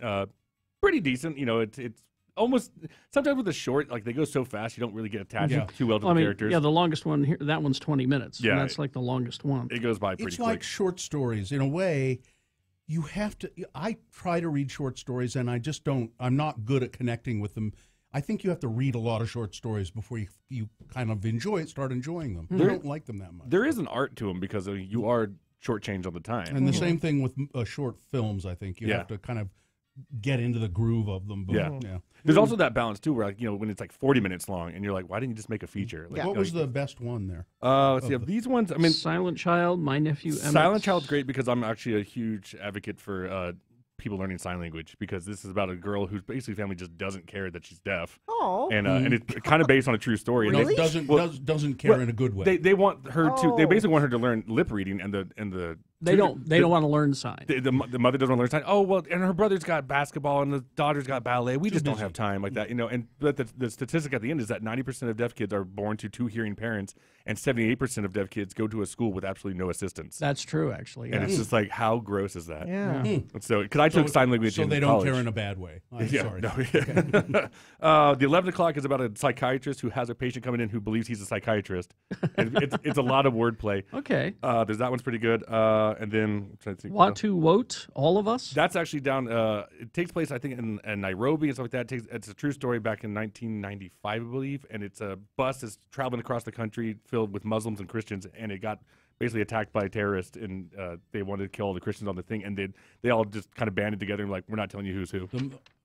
And that's a true story. True story. That's great. Yeah. And so I assume all of these are playing at the Tower, or at the Broadway. Broadway and Tower, yeah, they'll probably be kind of split up. Mm-hmm. So and then there's the animated shorts: Dear Basketball, Negative Space, Lou, Revolting Rhymes, and Garden Party. Yeah, the two I would say Lou is your Pixar one. Played right before Cars 3. That's a fantastic one. Dear Basketball is your Kobe Bryant's ode to basketball.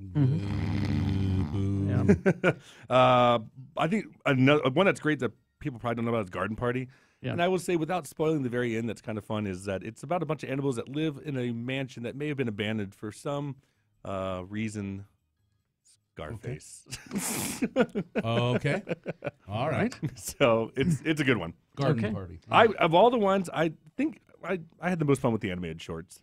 So those are some good ones here and all there. Right. So go to slfs.org, SaltLakeFilmSociety.org, and you can find out when those are playing. Okay, then we will get to the fartsies after this break, including 50 Shades Freed and Peter Rabbit.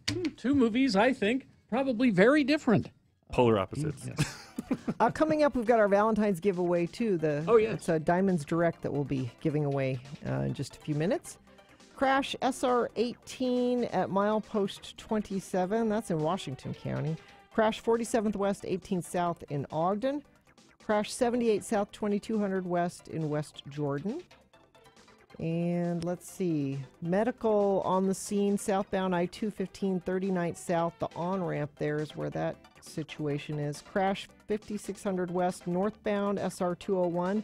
Right lane is closed there. That's traffic. All right. We'll do our giveaway and the rest of the movies after these. KXRK Provo. Shortness of breath, high blood pressure, shortened life expectancy. I'm not talking about smoking. I'm talking about the air we breathe in Utah.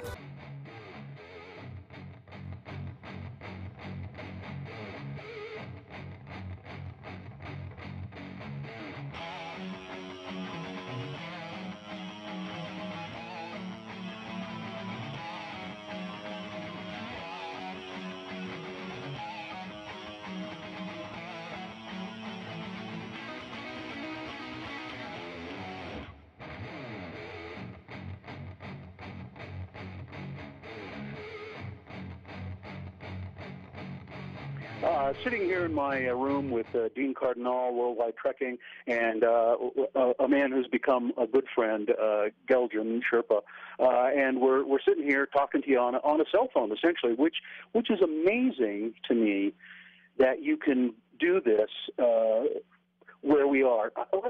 Let me try to describe this. We are actually in a really remote part of the world. You can helicopter in here, but it's horribly expensive, and people don't do it much. People walk to get to these places, and they walk for days and days. There are people who live way up in the Khumbu, and they come down here. Kind of the Namche Bazaar is, would you say it's a halfway point between here and Lukla? Yeah, and it's a trading spot between the valley and Tibet, and a place where people come together for the Saturday market to trade goods, to buy goods, and everything else. And so people walk for a long time. to get to these places. And people walk; they'll walk from very remote places up by Everest, and they'll come down here to trade, as Dean said. But what's really unusual is that people have cell phones everywhere. It's just stunning in its incongruity. It's just incredible. You'll be walking, I'll be puffing my way up a trail, and some Sherpa kid will be, carrying a big heavy load of stuff and talking on a cell phone, it's just an amazing thing to see. I should describe a little bit. I don't think I described very well. Coming into Namche Bazaar, there are these giant prayer wheels in houses. I'd forgotten about this, and I asked our friend here, Geljan, what those were, and he said the river used to run under those prayer wheels and turn the prayer wheels, but the river has been kind of diverted. I don't know why, but it turned the prayer wheels anymore. So yeah, so it's just such a world of contrast here, and you'll see all of these Sherpa kids wearing kind of American, westernized-looking clothes and talking on cell phones. But then they're also very into their culture. And I just want you to tell people really quickly, Geljan, what you call your son. What's your nickname for your son? My son nickname is Chicken Head. Chicken Head. Geljan.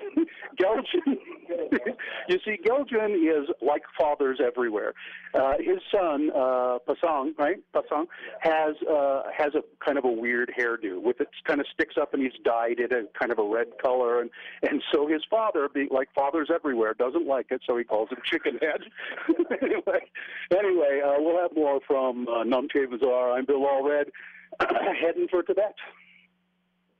Tibet? No, not Tibet.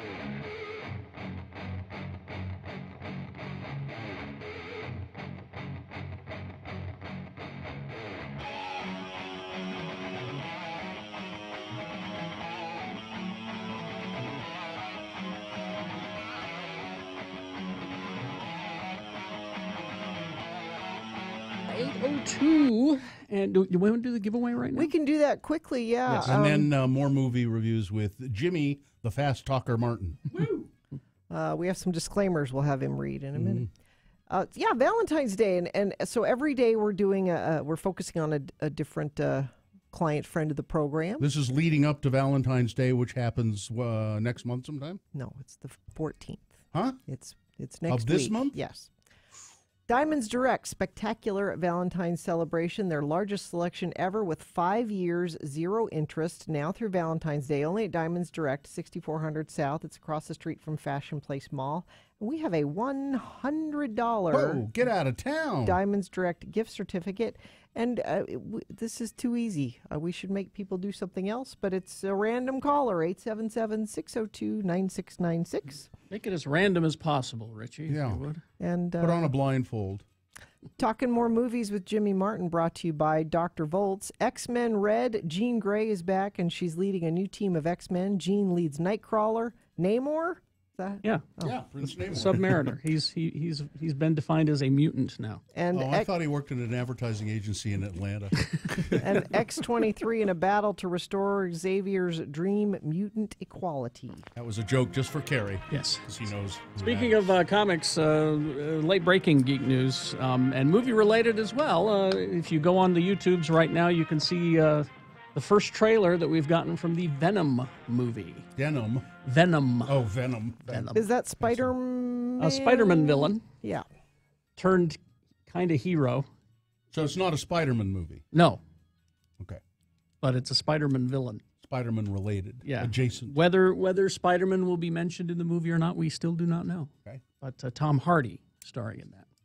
I'm glad it's not denim. That would be There was that's the thing about the trailers. I watched it. There's no special effects in it. They're probably not done. It's a lot of Tom Hardy walking in the streets with narration, and him being chased by cars on a motorcycle, and then him lying on an MRI table, and then shaking violently.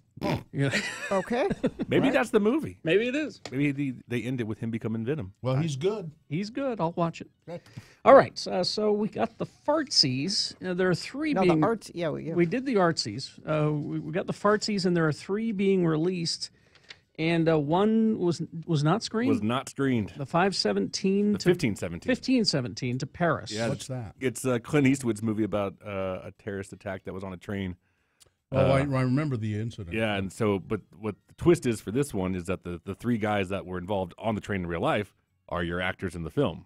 Really? Yeah, and And so Clint Eastwood's directing? he's directing, and so the issue with this that I take is that they tried to do this with a movie called Act of Valor back in I think 2012. Right, I remember that. And while it's That was Ang Lee who did that. Was it Ang Lee? I think so. Well, my issue with this though it is, and it's no disrespect to our servicemen and women, but there's people have a craft and they chose their destiny. Like you became a soldier and you became this. Well, other people decide to be an actor and decide to be on stage and be able to represent what you have gone through. And when you reverse them and put a serviceman in front of the camera, it doesn't usually go well. Well, So I've read a couple of reviews this morning of that. Is it going and well? They say that the guys actually do an okay job. all right, I'll give it a shot. I guess you got someone like Clint Eastwood directing you, maybe. Yeah. As long as you just put a stool right next to him and has them talk to that too, would be great. Hello, chair. Never forgive him for that. All right, so that one not screened for No. critics, the 15/17 to Paris. So, Get off my train. from worst to first, I guess we start with 50 Shades Freed. Now, everyone says, I'd love to be a film critic. Yeah. But remember, you have to see the bad movies as well. This is a 50 Shades of Grey. Every Valentine's adjacent. Day. It's a tradition Is this the now. third one? Yeah, and final. Third and final. Thank Ugh. goodness. So the I was same, skipping out of that theater. Jamie, what's his name? Dornan. Jamie Dornan, And what's her face? Dakota Johnson. Yeah. Yep. It's the them. daughter of Don and Mellie Griffith. That's right. I keep forgetting. Yeah. You know she's dating Chris Martin. Oh, my goodness. Did you know that she didn't inherit any acting abilities from either of her parents? I haven't seen any of these. Really? No. You know what? Didn't you read the first book? I started the book and it was so terrible I Yeah. didn't finish So you it. put it down. Wow. Now I always forget. Is this the one that started as Twilight fiction? Yeah. That's what I Twilight thought. fan fiction, Okay. yeah. I tried Oh, to. I forgot that. Yeah. It's terrible. I don't know why this is Yeah. a thing. It baffles me. It's I still remember because I think I've done every time these come out is when Sean takes a break, and so I think I've done all 3 with you guys. And I remember the first one where he was like, "Can we have sex? No. Well, can I give you a laptop? Sure. Now can we have sex? No. Can you want a helicopter ride? Sure. No. Now can we have sex? No. It's this relationship is gross. And I'm sorry. And I it's know the same? Yeah, no, it's worse now in my opinion. And I know people have posted online and like they're not representing the BDSM community well and stuff like that. I get it, sure. It's not my world, so but if you don't feel like you're being represented well, talk to them. Yeah, make your own movie. Yeah, talk to me. I mean, whoop, that's more than I care. I didn't mean to reveal. Just remember your safety word. Yes. But this one is the very beginning, the first minute they get married, great, and then what becomes. Again, and I know I've never liked these films, but we're living in a different world now. And Kat brought it up. She's like, because she usually reviews it with me on my show, Big Movie Mouth Off. And she's like, I can't do it. She's like, we're living in a different world now with the whole Me Too movement and stuff like that. I can't do this. This is just gross now. And so I was like, all right, I'll go take the bullet. Because it's very uncomfortable. Like Jimmy was joking about it, but it is, coercing someone into doing things they don't want to do. In this film, to me, it's not consent. He is buying his way in. Yeah. Yeah. Literally. And by the way, Jimmy, just so you know, it's not safety word. It's safe word. Safe word. And mine is Don Johnson. Don Johnson. Mine's pineapple. Oh, Don Johnson. So they get married, and it immediately becomes, she doesn't change her email address at work to his last name. Why didn't you change your last name? Oh, God. And she's like, I just want to have my own, I want to have my own identity. No. Mm-hmm. Stuff like that. And so he's abusive. Stupid. Yeah, I mean, mentally and technically, physically. Controlling. Just, where were you? I was looking at, I was tracking your cell phone. Why'd you go to that restaurant with your friend? Okay, that's not romantic. No. He must really love me because he cares about. No. There's a few You don't lines. know what it is to have real love, Gina. There's a few lines of dialogue. The first one she says, when they go to their fancy red room, and she says, that wasn't love, that was revenge. Great. And then he goes, why do you keep disobeying me? What do I need to do about that? She's like, you need to get used to it. We're married now. And he goes, nah, that's not my style. I'm like, this is just awkward and Stupid. Terrible. Just the worst. Okay. And to add on top of it, the dialogue sucks, the acting sucks. It's just, you sit there and I'm like, the only thing I'm like, 79 minutes left. 78 minutes left. This franchise is going away. 77 minutes left. Turn it into a TV show. I don't have to deal with this anymore like Twilight. It's just bad. And no stars? Any stars? No, I can't. And I've done it since the first one came out. 0 stars. 0 stars. And I said when they walked out, because there's a part where they're about to do their, oh God, there's a terrible sex scene with ice cream that just gets worse and hairy. And I was gonna say hairy. Ugh. So, but there's a part where he says, "Do you remember your safe word?" She was like, "Yeah, it's purple." And he goes, "No, it's not. What is it?" And she goes, "Oh yeah, it's red." And so when they came out of the theater, she goes, "Jimmy, what'd you think?" And I said, my mind was screaming red 5 minutes into the movie. And as I walked away, I just said, red. Oh, Don Johnson. I don't get the thrill. I mean, if you're going there for the sexy times, it's not. There's the internet and it's free. Yeah. Now, is there any sexy time in Peter Rabbit? Oh God, no. Let's go to Peter Rabbit. Yeah. This looks terrible too. Well, not. No? Okay. To a degree. So I read these books when I was a kid, the Peter Rabbit They're tales. Great. I read them to my kids, and they loved them. The original Beatrix Potter. But now the feeling I got from the trailer, just the trailer, was that it wasn't going to follow the Beatrix Potter formula. It doesn't, definitely, but I mean, I've always said never judge a movie by its trailer, never judge a book by its cover kind of thing. And this is absolutely one of those cases where it's not perfect by any means of the definition, but the story is that Peter is dealing with Farmer McGregor, who actually I didn't even know until our buddy Counts, who I do Big Movie with, said that was Sam Neill. Oh, and I had no idea. Like, His he's got voice, this the giant voice of Sam Neill. white beard. Like he just, he looked like he was 80. No, wait, it's not a guy. Is It's it? a combination of live action and animation. I didn't know that. Yeah. Only the animals themselves are animated. Everything else is live action. And so he has a heart attack, dies. They think they've got the garden to themselves, free reign. Mm-hmm. And then all of a sudden, his great nephew, played by Don Hell Gleason, comes in, and he's an OCD freak who has nothing to do with the animals. But right across the garden is Rose Byrne, who loves the animals. I kind of describe her as their Christopher Robin. Oh, okay. So do the animals talk to her? No. But the animals like her, and Yes. she likes the animals. She's Beatrix Potter. Kind of. Yeah. So she's an artist, and her original works are terrible. But when she wants to just feel free, she actually does basically the illustrations from the book. Okay. She's Beatrix Potter. Yeah. So it's wackiness ensues and whatnot. But I will say this: I will give any credit to a kids' film that leaves jokes in there just for the adults. because this thing is filled with them. You gotta stay awake.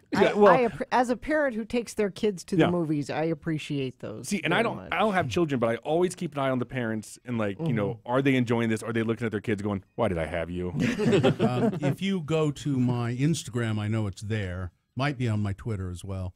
At RFH Bill, it's the same thing. Instagram. Mhm. There's a couple of pictures of me with the star of the movie, Peter Rabbit. I took one as well. I never sent it out post it? though. It's see right there. Yeah. I don't remember Peter Rabbit being that big. I don't. No, they shrunk me down to the size. They shrunk us down. The woman who was inside the Peter Rabbit costume was really nice. She was just a sweetheart. Peter Rabbit is voiced by James Corden, the late night show host. Yes. His sisters are actually played. Kat said, "Wow, you picked every beautiful woman in Hollywood." You have Margot Robbie, Flopsy, Mopsy, and Cotton. She's Flopsy. Yeah, Mopsy is Elizabeth Debicki. She was the girl all painted in gold in Guardians. Oh yes. Yeah, she's a good actress. She's fantastic. She was actually just in the Cloverfield Paradox, the one that Yeah. released just after the Super Bowl when they showed the trailer Oh, during yeah. it. And then last was Daisy Ridley. Daisy Ridley. So there you go. So how many What do you think? stars? I'm about 2.5, right in between. I will say that the biggest downfall of this movie is its soundtrack, because when I walked out of that one, they said, "What'd you think?" I'm like, it's cute and clever. Young and old will kind of enjoy it, but I hope all 7 volumes of the soundtrack come out, because it became a running joke of how many times a song would start playing. Not a song you really enjoy. It's more like, it's from Sony, so what do we have in the Sony vault that we can get for free? Yeah. Oh, wow, Chumbawamba? Let's do it, No Chumbawamba. Well, then I'm going to deduct that half a point from. You want to go back to 2? For Could I- Chumbawamba. Could I ask you, is there a fart joke in it? I'm sure there is, yeah. I mean, If there is, then I'd take another half. there's a carrot in the backside joke. Well, that's essentially a carrot in the butt? Close Yeah. enough. Close enough. He looks at him and goes, "I'm going to put it in there." No, God, really? Yeah. All right, let's run these down then. Of course, there's the animated shorts, live action shorts, and documentary shorts. Oscar nominees playing at the Salt Lake Film Society theaters. Yeah, Broadway and Tower. And 1517 to Paris not screened. 50 Shades Freed 0 stars, and Peter Rabbit 2 stars. Gina, when he puts the carrot in there, it's hilarious because the character sings Moon River. It's really hilarious. And then the Different rabbit movie. And then the rabbit shouts red, red, red. All right, thank you, Jimmy. Jimmy Martin, do we know what's opening next week? Yeah, Yes. 2 smaller ones, Film Stars Don't Die in Liverpool and The Insult. And then I'm actually excited for the next 2 because I've earned it with 50 Shades. Early Man from the studio that brings you Wallace and Gromit. But then good old Marvel's Black Panther. That opens next week. I'm going to review it for you on Wednesday of next week, just so you know. Crash northbound Bangor Highway, 62nd South. The 2 right lanes are closed. Traffic is back to 70th South. Cars are getting by on the left. Northbound I-15 milepost 281 in Lehigh. There's a crash there.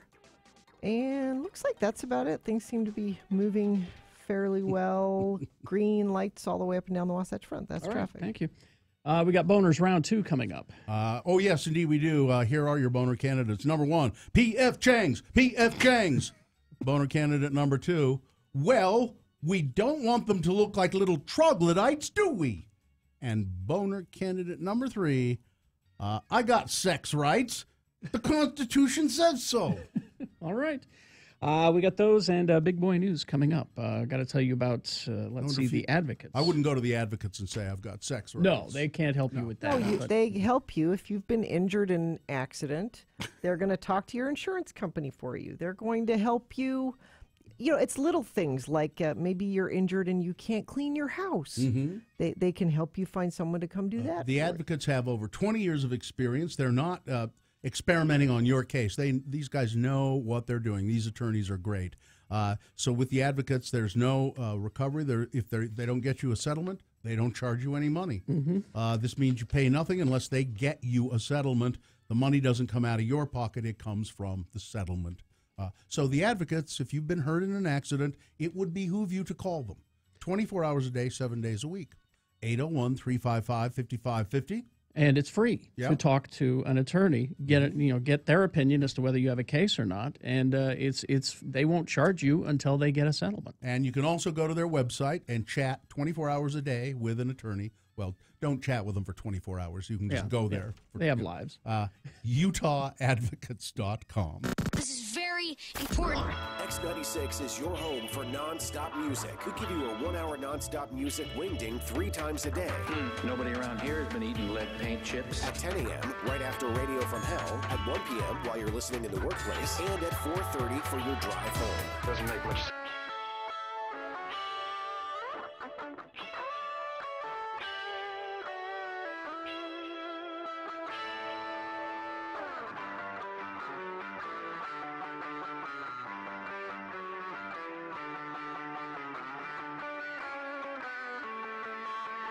We're broadcasting here from Namche Bazaar in Nepal. We're sitting in my room at the Zomling Guest House and Panoramic View restaurant. I met the owner a few minutes ago and did a little interview with him. Maybe you'll hear some of that coming up on the show at some point.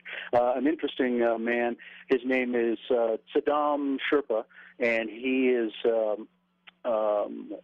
he's from Tibet. He came here from Tibet. And I was just going to ask Geljan, you don't mind being on the radio for a second, do you, Geljan? I'll come over and sit by you. I heard people asking you today about Sherpa. What is that? Is that a last name, or what is it, or why do they say Sherpa? Yeah, Sherpa means the name of our caste. We have different family name. Like, for example, my name is Geljan Sherpa, and then my family name is Lama. Yeah, so I really want to make it clear the people who are very confusing about the Sherpa people. The people think the Sherpa is like our name of our profession.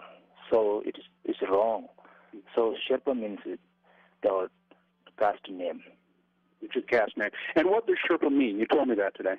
Yeah, Sherpa means in our language that we are Eastern people. We came, Shar means East, Pa means people, and we came from the east part of Tibet. So that's why. Why did you all come here from Tibet? Yeah, there's a quite confusing. Somebody says there's two things. Somebody says maybe there that time there was very big influenza disease, and so the people were very scared, and they come over here to the Nepal. And somebody says there was a war. There's like a civil war, and then there's a people that they lose the war, and then they came over here, but yet we don't know which one is true. And this was hundreds of years ago, right? No, it's approximately 500 years ago. We don't have exact data. Yeah, 500 years ago. And from what I've heard you say about Tibet, I mean, there's a kind of a longing for Tibet. Is that true? If somehow you could go back to Tibet, is there some feeling like that? I'm sorry, I'm really confused about your question. I mean, you hold Tibet with a great deal of reverence. Is that right? Yeah, that's right. Yeah.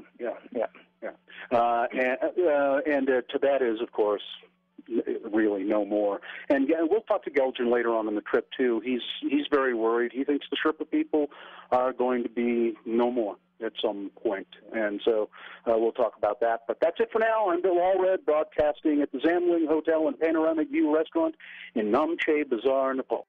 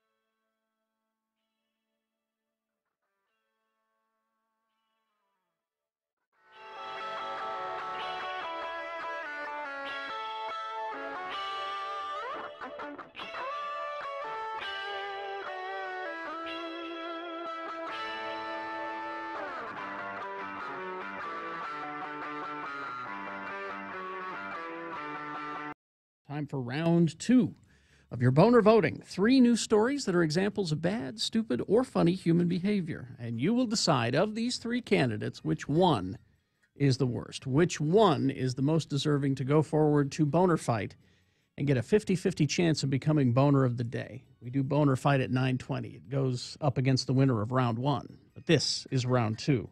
2 candidates now, then a 3rd candidate after the big boy news. Once you've heard all 3, you will vote. One of you lucky random boner voters will receive I Can't Buy It, Gotta Win It, Radio from Hell Boner t-shirt, courtesy of Excel Automotive Repair, Radio from Hell's official auto mechanics. Don't buy a lemon, try Excel Automotive's $50 bumper-to-bumper used car check over before you buy. Limit 2 cars per $50. Yes. Here's boner candidate number 1. P.F. Chang's. P.F. Chang's. It's not what you would expect, probably. Oh, what? Last Friday, a basketball game between St. Xavier and Elder High School, it's called, in Cincinnati, took kind of an ugly turn. Attention was taken off of the game and directed toward Elder's cheering section. Parents say that their sons were the targets of racial slurs. Susan Stockman's son, Nathan, is point guard for St. Xavier, and she says from the first quarter to the third, Nathan had to endure racial taunts. She described what she heard at the game. Go back to China. Really? Open your eyes. And then they were nice enough to ask, do your eyes get open? Can they open bigger? Eh? Jeez. What's wrong with people? The kid is Asian, obviously. At one point, Ms. Stockman said that the Elder crowd repeatedly yelled, P.F. Chang, P.F. Chang, at her son. The chant is clear on a recording of the game, so, she's not making this up. At one point, Susan said that the Elder crowd repeatedly yelled P.F. Chang's at her son. Nathan wasn't the only student. Mina Jefferson's son, Bobby, was also a target. Bobby's on welfare. Bobby's on welfare. You can hear on the video. I would, if I had anything to do with that school system, I would say, Elder High School, sorry, you are now removed from any inter-school sports. You're done. A year, and then maybe if we come back after a year and you're done. And there are parents there. Yeah. That's what I'm wondering. Yeah. Where are the parents? Yeah. Boner candidate number 1, P.F. Chang's. P.F. Chang's. Boner candidate number 2, well, we don't want them to look like little troglodytes, do we? A mystery is unfolding in Washington State where a pair of distressed mothers claim that a daycare center waxed their children's eyebrows. What? One of the moms told local news outlets that she noticed her 2-year-old daughter, Leia, was missing a patch of hair between her eyebrows and where her nose is. If you go to x96.com/live, you can see the little girl. And she's a kind of a hairy little girl. She has bushy eyebrows, and the hair, the eyebrow hair joins a little. She's almost what people have derisively said over the years, and I don't mean this derisively, a monobrow. Almost. She's got but clearly something's been done. Something's been done. Middle. Yeah. She was missing a patch of hair, and the skin is red, and she had some tears in her eyes. Yeah. The concerned mom reached out to the nursery run by the Boys and Girls Clubs of Benton and Franklin counties. This is in Pasco, Washington. She also spoke with other moms, including Glenda Maria Cruz, who said her toddler's unibrow had been plucked that same day, or waxed, or something. I tried to touch his face, and he doesn't want to let me touch his face now. He says, no, it hurts. These are just little kids. Tiny kids. And well, the daycare had what to say about this? They're hairy little kids, and the daycare has not said anything yet. Because clearly something happened. Well, I'm sure what they'll say is, well, we don't want them looking like little troglodytes, do we? That's Boehner candidate number 2. Coming up in a moment, Boehner candidate number 3. I got sex rights. The Constitution says so. All right. We got Boehner candidate number 3 for round 2. Coming up after this here, Big Boy News and Opinioendo, brought to you by. Experience the best parts of your own backyard at Reebok Ragnar Wasatch Back June 1st and 2nd. It's an overnight team relay race that inspired a worldwide running movement. Grab 11 friends and enroll today. RunRagnar.com. Enter promo code X96. Receive $60 off team registration. That's kind of odd. A mystery in Acton, Massachusetts. A Massachusetts couple says, well, it was fun at first, when they started receiving free mystery packages from Amazon. Ooh. Packages that they hadn't ordered. But now they want it to stop. Mike and Kelly Gallivan of Acton, Mass. tells the Boston Globe the first package arrived in October, and they have continued to receive 1 or 2 a week, filled with mostly cheap stuff like plastic fans and phone chargers. Is someone pranking them? The Gallivans say that Amazon told them that the merchandise was paid with a gift card with no sender's name. It's someone's pranking them. 2 experts say the Gallivans are likely being used to manipulate Amazon buyer reviews. The anonymous sender is likely writing glowing reviews of their own product. As the Actons. An Amazon spokesman said that the Seattle-based company is investigating inquiries from customers who have received unsolicited packages. So apparently this happens occasionally. It's happened before in other places. And it's apparently companies trying to get reviews or finding ways to manipulate reviews. Do you ever respond to those when you get them? The reviews? Yeah. Rarely. Yeah, me too. I find it intrusive that they ask after almost everything. But if I'm honest, I read them. I use them sometimes, so I probably should comment. Anyway, that's just kind of a strange story. Now, Rob Porter, top White House aide with regular access to Donald Trump, abruptly resigned yesterday amid abuse allegations from 2 ex-wives who each detailed to CNN what they said were years of consistent abuse from Mr. Porter. Colby Holderness, Porter's first wife, and Jennifer Willoughby, Porter's second wife, both said that their ex-husband's consistent abuse was the reason for their respective divorces. Porter denied these allegations in a statement issued in the wake of his resignation. The allegations were first reported earlier this week by the Daily Mail. The real story, well, it seems to be that, in fact, he did this.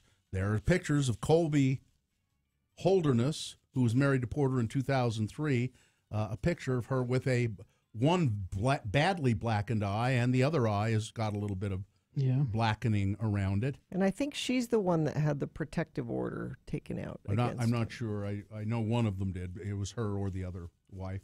And but now this guy, Porter, Rob Porter, was for quite some time Senator Orrin Hatch's chief of staff. He also worked for Bob Lee. Bob said he was great, and so I hired him. The dang guy. And the FBI investigated these allegations against him because you need security clearance to work at the White House next to Donald Trump, next to any president. Yeah. And he never got security clearance because of these reports. So why was he there? He got temporary security clearance. Because of the letter from Orrin Hatch. Now, what connection does Rob Porter have to Utah? Well, not other than Orrin Hatch. And Rob Porter, who was, I think, born in Massachusetts, is Mormon. He's LDS, served an LDS mission. Not very good LDS. No, and but he's denying this and saying it's all true. Now, I can't tell you where I heard this, but I asked someone who knows Mr. Porter, "What do you think? You think it could be true?" And that person said, "Yeah, I wouldn't." I mean, this person had no direct knowledge of it, but said, "I can kind of see it." So how is it that John Kelly, chief of staff to Trump, Because this is not the first person at the Trump administration that's been accused. But you can find people who aren't wife beaters to do these That's jobs. what I'm Well, saying. apparently not, because Steve Bannon was there before. That's what I'm saying. Is it doesn't. Well, matter. his wife deserved it. It doesn't matter to them. They don't care.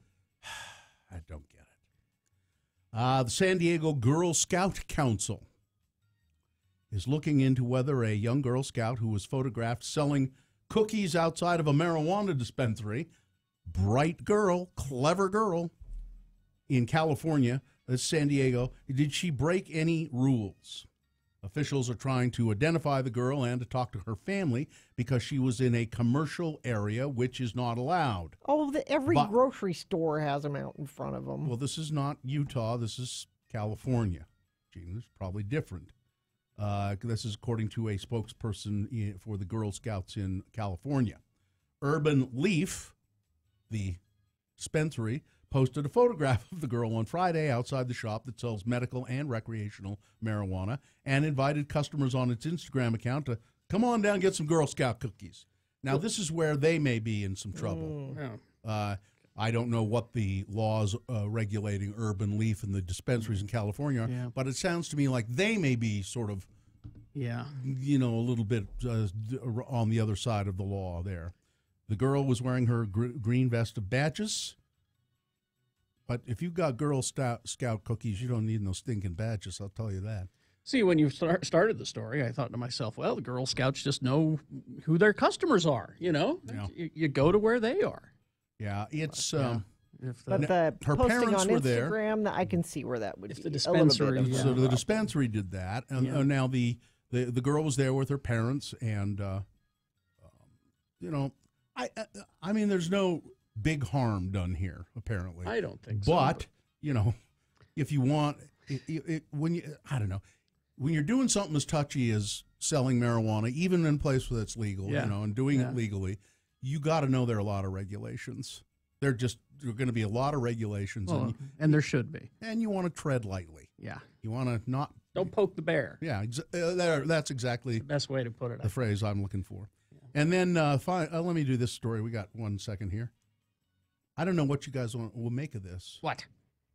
Close to 70 dinosaur and mammal tracks were discovered just outside of the Goddard Space Flight Center near Washington, D.C. Close to 70 dinosaur and animal tracks discovered. Now, they're not fresh.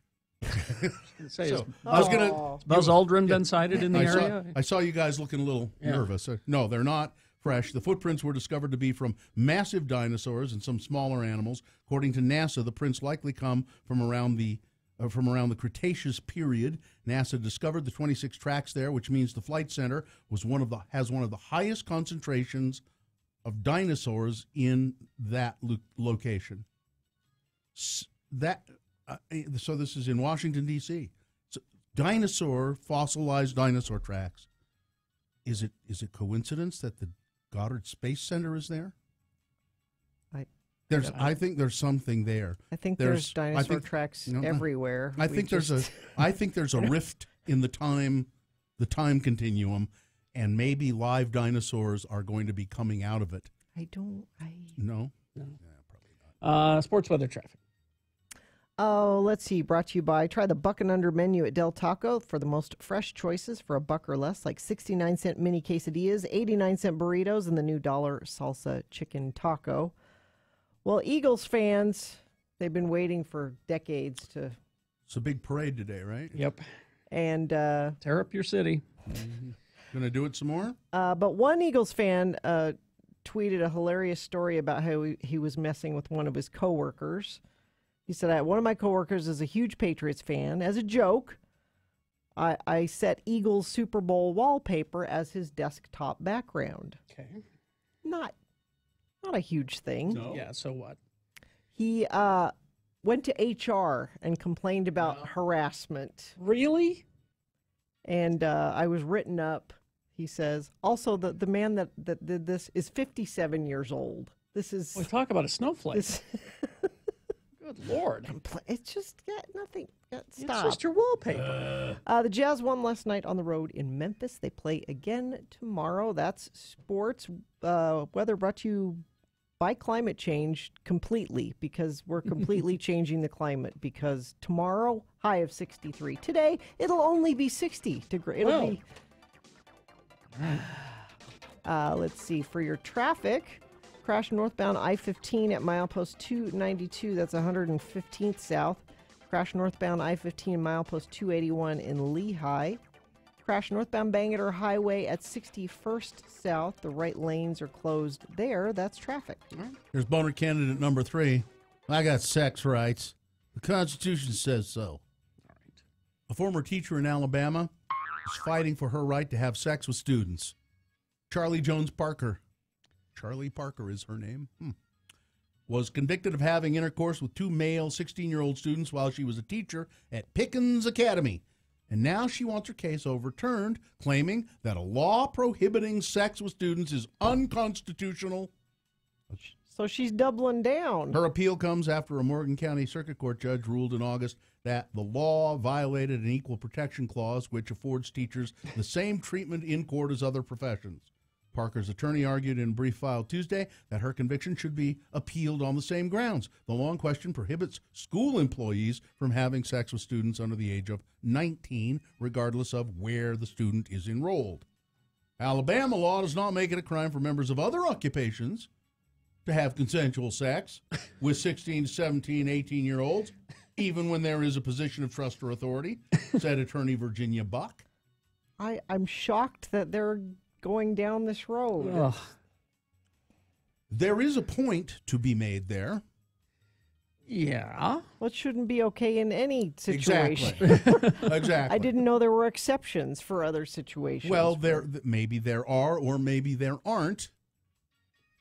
But that's what they're going for here. I got sex rights. The Constitution says so. Boehner candidate number 3. Let's review the first 2 and vote. So number 1 was, P.F. Chang's. The students chanting and making racial taunts to an Asian basketball player on an opposing team. Boehner candidate number 2. Well, we don't want them to look like little troglodytes now, do we? Mothers claiming that daycare workers have waxed or plucked their children's eyebrows. And by children, I mean little kids. Little girls. And Boehner candidate number 3, I got sex rights. The Constitution says so. All right, you've got to decide right now which one of these 3 is the worst. Which one of these 3 candidates deserves to go forward to Boehner Dome for Boehner Fight and get a 50-50 chance of being Boehner of the Day. We'll do that at 9:20. So, 1, 2, or 3, the candidate that you think is most deserving. Remember your candidate number, put it in the message of a text, and then text that to 33986. Easy. That's one way. You can call 877-602-9696 and vote with your voice. Or go to x96.com and look for the box that says Boehner Voting February 8th. And vote there. Do it now, though, because you got less than 300 seconds to make it happen. This is round 2 of your Boehner Voting. Want music? Listen at 10 for a 1-hour non-stop music wingding on X96.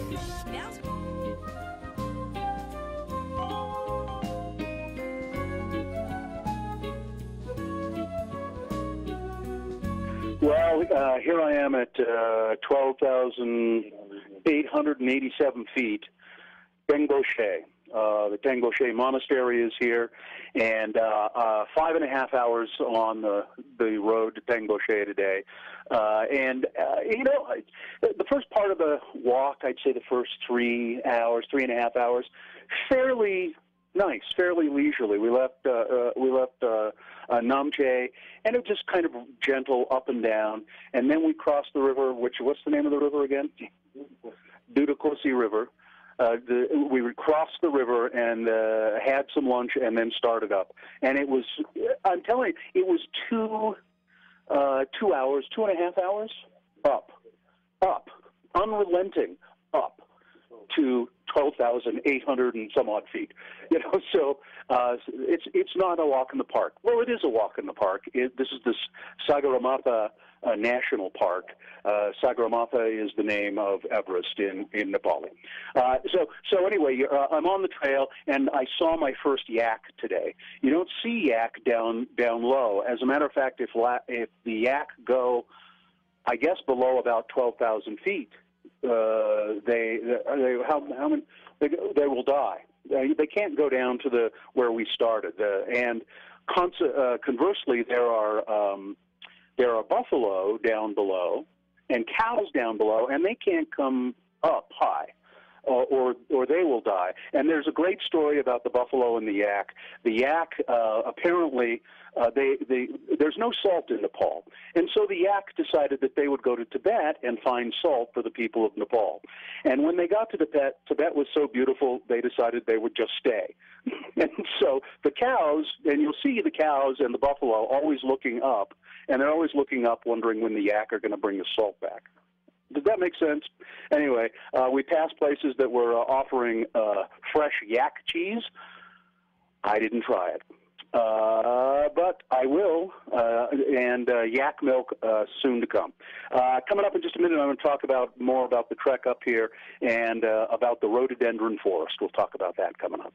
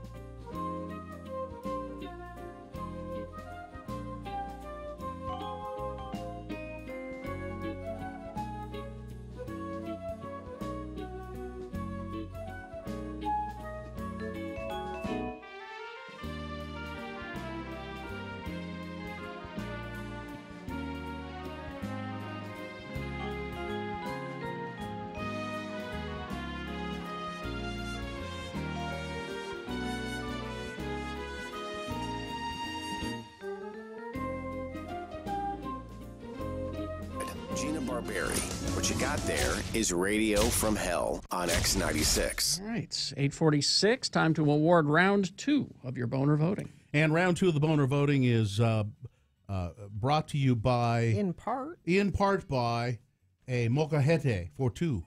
Ooh. And looking for a great deal on a used smartphone, but don't want to meet a creepy guy in a parking lot? Bad Apple repairs, buys, sells, and trades smartphones. Go to badapplerepair.com. Boner candidate number 1 was P.F. Chang's. P.F. Chang. Racist taunts at a high school basketball game. And in this case, it was Asian, or taunting an Asian player, but they also taunted a black player, saying, "Hey, are you on welfare?"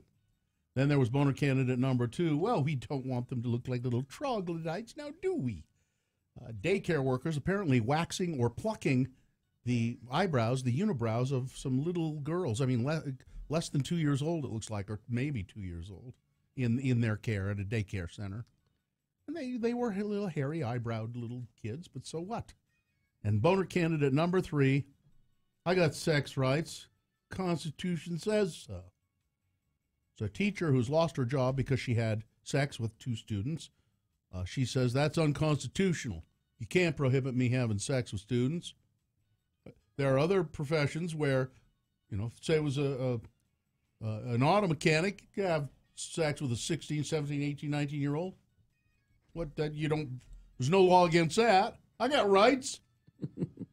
David was the winner of a boner T-shirt, and the winner of the boner voting was boner candidate number 1, P.F. Chang's. P.F. Chang's. All right, so there's your winner of round 2. It now goes forward to boner fight. It has a 50-50 chance of becoming boner of the day, going up against the winner of round 1. Boner fight happens at 9:20. So, Quincy Jones.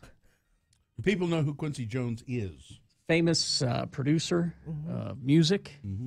He's responsible for a lot of people's Michael Jackson's Thriller. He was a producer on the movie A Color Purple. We Are the World. He does movies. He does music. He's done everything. Very creative man. He's done a lot of people too. Yes, and he's done a lot of people. Who's married to, I think, Peggy Lipton. Peggy Lipton. That's Rashida Jones's mom. Peggy Lipton was an actress, not a good actress, but an actress in the 60s. And she was a pretty blonde. Well, she's in Twin Peaks. Oh, well, yeah, that's right.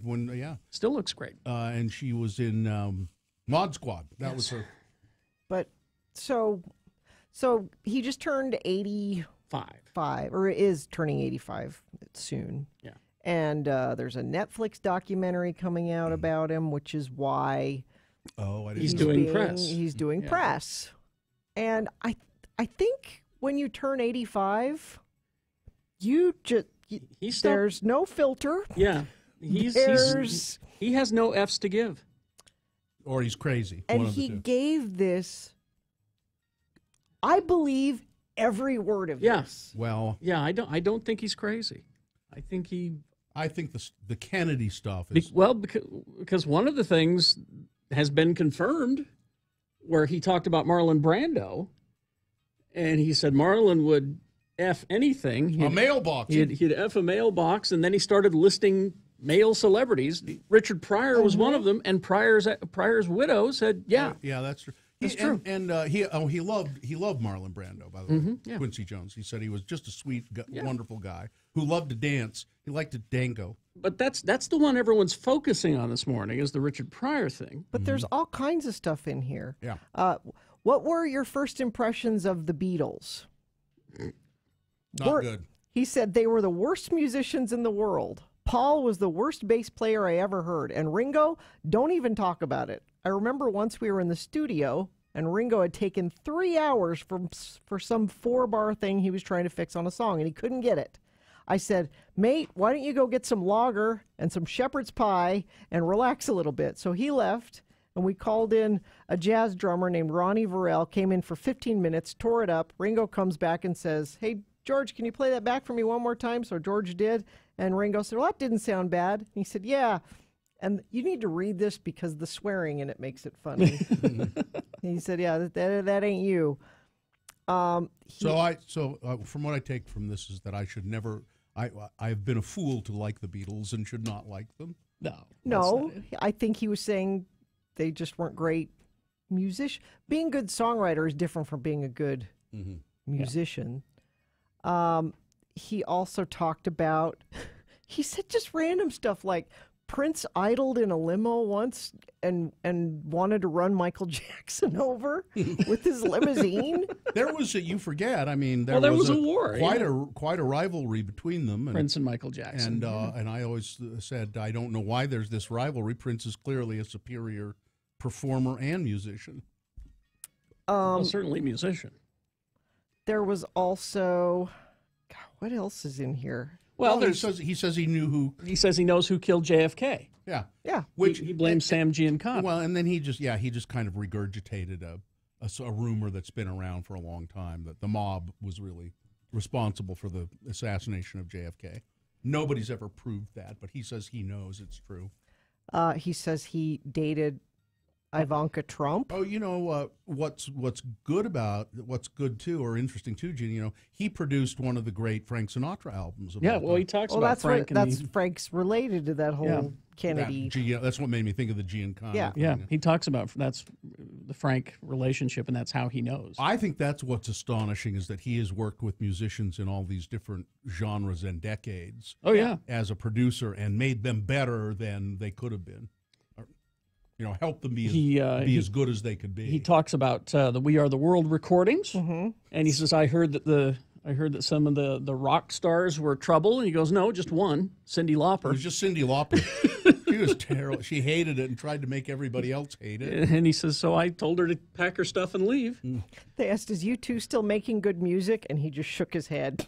He said he loves Bono. Yeah, he loves Bono. He says Bono is great and he's a great humanitarian. He just, what was funny? He says, Elon Musk is always trying to get me to go to Burning Man with him. I don't want to. I don't want to go to that. I'm sure that's true. That's probably true. He says he says that Bono insists that Quincy Jones stay in his house with him when he comes to Ireland because Ireland is so racist. That's true. See, I think that he is at that age where he just doesn't give an F anymore, and he's just saying what's on his mind. And that got me thinking, because I was reading this to Sue yesterday, and we were, just blown away by it. I mean, I actually read it to her. It was funny. And she said, I kind of look forward to that point where I get to that age where you can where I don't give anymore, and I just start telling the truth. That's kind of what I get about him, is he's just... wow. He doesn't care about what anybody thinks. Scanning through this, he had his first success, Quincy Jones did. Yeah. 1963, Little Leslie Gore. Yeah. It's my party, cry if I want to. He produced that record. I'll be damned. He's the interviewer said, "You work with Michael Jackson more than anyone he wasn't related to. What's something people don't understand about him?" He said, "Michael stole a lot of stuff." Yeah. Like from Donna Summer, he stole a bunch of stuff from. And then some guy helped him write a part of a song, and he never gave him credit. He's not completely honest. Whenever something gets a little too that he doesn't think he should talk about, he changes the subject. He changes the subject by asking the interviewer, "Hey, what's your sign?" So it's an entertaining read. I'm really looking forward to the documentary because I'm sure there's lots of archival footage. He knows everybody, and he's kept a lot of film, and he's kept everything. So it'll be interesting. Well, and he knows the music. Toward the end of the interview, he talks about how he was looking at a map of the world, the way that the continents were. I don't know how many millions of years ago, because the continents have moved. And he says, if you notice on that map, China is right next to Africa.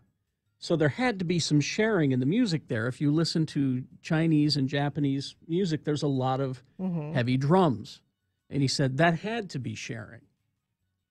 That's a cool way to look at it. So I thought that was fascinating. He says he wants to do a series about that. Now I wonder. It's interesting. I haven't seen him, lately. Is he healthy? Is he in good shape? Yeah. They said, "Who do you like now?" He said, "Bruno Mars, Kendrick Lamar, Ed Sheeran." Ed Sheeran. Yeah. He's a good. Ed Sheeran's a good songwriter. He should. I guess I shouldn't have to ask if he's in good shape. He says he has 22 different women around the world. Yeah. That he stops and has time with. So. I think that's probably true. But yeah, it's on vulture.com. You should go read it. Read the Quincy Jones interview. Because the swearing, the swearing adds to it. Oh, Q. All right. Oh, you want me to do Last check, traffic why not? now? You There know. might be something there I need to tell you about. Crash northbound I-15 at 115th South. Crash northbound I-15 milepost 281 in Lehigh. And crash northbound Banter Highway 61st South. The right lanes are closed there. That's traffic. All right. Thank you very much. Let's see. We do have to take a break. And we'll be back. Do we have stuff to give away? We got, the MGMT keyword. Mm-hmm. Right. Coming up right after these and/or a potty break song, depending if we have time or not. So be ready for that. Also, Boehner fight. Boehner of the Day being awarded coming up. Stand by for that. Let's see. First, though, got to tell you about proflowers.com. They have teamed up with Sherry's Berries. And I understand they've done that for some holiday that's coming up. It's Valentine's Day. Valentine's Day is next week. I knew that. It's Wednesday of next week. Yeah. So ProFlowers and Sherry's Berries, they want you to look at their perfectly paired collection. Think inside the box this Valentine's Day. It's really a one-of-a-kind gift. Your flowers and your dipped strawberries arrive together in a beautiful, specially designed box that will keep your flowers fresh, your berries cold, guaranteed. And right now you can save 20% on any one of the perfectly paired combinations or any other gift over $29 or more with the promo code X96. Now, when it arrived on my porch, it was the familiar brown and green box that ProFlower sent, but it was a little different shape. It was a little bigger. And that's because they figured out a way to do the berries and the roses in the same box. It's very cool. Pick the delivery date. It's guaranteed. Customer satisfaction is always number one, or your money back. There's only one way to get 20% off the perfectly paired gift over $29, featuring beautiful blooms from ProFlowers and freshly dipped strawberries from Sherry's Berries. Go to proflowers.com today. Enter the code X96 at checkout. That's proflowers.com. And the code X96. Hi, I'm Bill Allred, and on this week's Let's Go Eat show, I chat with Jimmy Martin.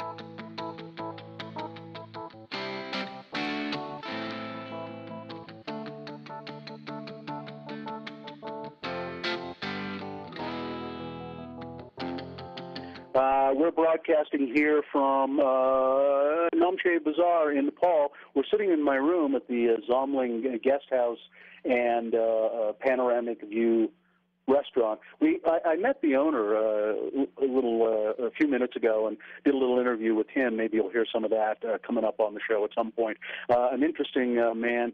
His name is Saddam Sherpa, and he is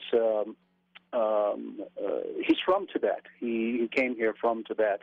And I was just going to ask Geljan, you don't mind being on the radio for a second, do you, Geljan? I'll come over and sit by you. I heard people asking you today about Sherpa. What is that? Is that a last name, or what is it, or why do they say Sherpa? Yeah, Sherpa means the name of our caste. We have different family name. Like, for example, my name is Geljan Sherpa, and then my family name is Lama. Yeah, so I really want to make it clear the people who are very confusing about the Sherpa people. The people think the Sherpa is like our name of our profession. So it's wrong. So Sherpa means our caste name. It's a caste name. And what does Sherpa mean? You told me that today. Sherpa means in our language that we are Eastern people. We came, Shar means East, Pa means people, and we came from the east part of Tibet. So that's why. Why did you all come here from Tibet? Yeah, there's a quite confusing. Somebody says there's two things. Somebody says maybe that time there was very big influenza disease, and so the people were very scared, and they come over here to the Nepal. And somebody says there was a war. There's like a civil war, and then there's a people that they lose the war, and then they came over here, and but yet we don't know which one is true. And this was hundreds of years ago, right? No, it's approximately 500 years ago. We don't have exact data. Yeah, 500 years ago. And from what I've heard you say about Tibet, I mean, there's a kind of a longing for Tibet. Is that true?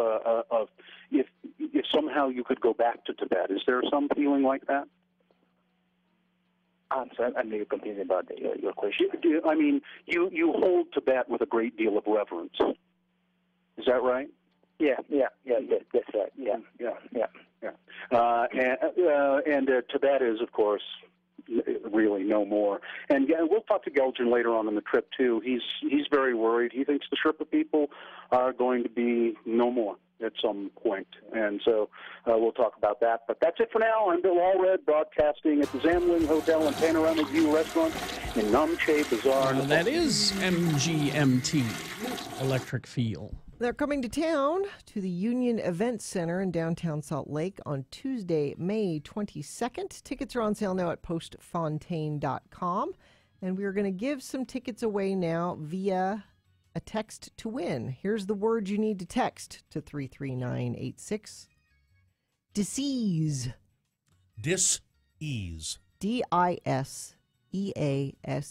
Disease. Text that to 33986. All right. Now, see, I did well. I came in here, I was tired this morning. Could not keep my eyes open very well. I was able to obtain a stimulant, but it's worn off. You have some coffee. Yeah, right? but it's worn off. Oh. Richie was up late last night. Well, yeah, why were you up late? So, I do singing telegrams. You do? Yeah, I do a lot of things. You do too many things. You need to cut back on your things. Well, if any of the one things paid enough for me to cut back on any of the other things, I think I would do that. Part of it is also, though, if you've ever met my mother or any of my siblings, it's sort of a Stedman thing to always, it's like free time. I can't be alone with my thoughts. I better fill it with doing something else. I did singing telegrams, yes, plural, last night. Is this a bit Valentine's? Is that a big time of year? It is. Valentine's is by far the largest day of the year for singing telegrams, but these last night, nope. Now, is it also true that the people who purchase the singing telegram are the people who like them, the people who receive them never like them? Absolutely. Yeah. You inflicted a singing telegram on So I had two last night. One was at home at 9 o'clock at night. Weird. Yeah. It was ladies' night, and it was a woman's 41st birthday. Who her whole concern. I went as a unicorn in my unicorn pajamas to both of these. The woman was concerned that I was going to take my clothes off. I would have been concerned about that as well. If you didn't know him. And I expressed, you know what, I've seen this, and you very, very much do not want to see this. But it has the zipper like a pajama front, so it was like, here we go. So I had a great time there. The other one was over at the... it sounds like it. The other one was over at the Bayou. That's a nice place. Yeah, I like great bar and restaurant there on State Street. And huge selection of beer. And what I didn't... So I'm dressed in my unicorn pajamas. I'm running across State Street because I like the element of surprise. And I show up. And you know what you have to have at the Bayou to get in? An ID. An ID. So there I land on the Bayou. I have a horn. And they say ID. And I'm like, I'm not here to eat. I'm not here to drink. I'm Doesn't just matter. here to Doesn't do a care. telegram. And they Doesn't said, matter. you go back. So then back onto State Street. And I, jaywalking across State Street in my unicorn. Now, is there a little hat with a with the horn? Okay. So I go and grab it, and I'm able to get in. Now, the only embarrassing thing, and I'm going to be delicate about this, the people who get the telegram for the person, they always give you information about the person so you can give it, and the mom used to always catch her son cleaning up after himself with black socks, and so she wanted me to bring him a white sock so that he would no longer get caught. So there he is with his wife and his family and everyone. And she said, make sure that you give him a white sock and tell him now that he's a little bit older, he doesn't need to be caught anymore. That's and I really said, gross. Well, happy birthday. And you did that. Yeah. That's really Again, gross. the tyranny of the singing telegram. I don't... Michael Bublé was a singing telegram artist. There's no such thing as a singing telegram artist. You're looking at him, Bill. No, you may be a singing telegram doer. Yeah. There's no such thing as an artist. There's an art. No. All right. All right. I don't think so. Let's see.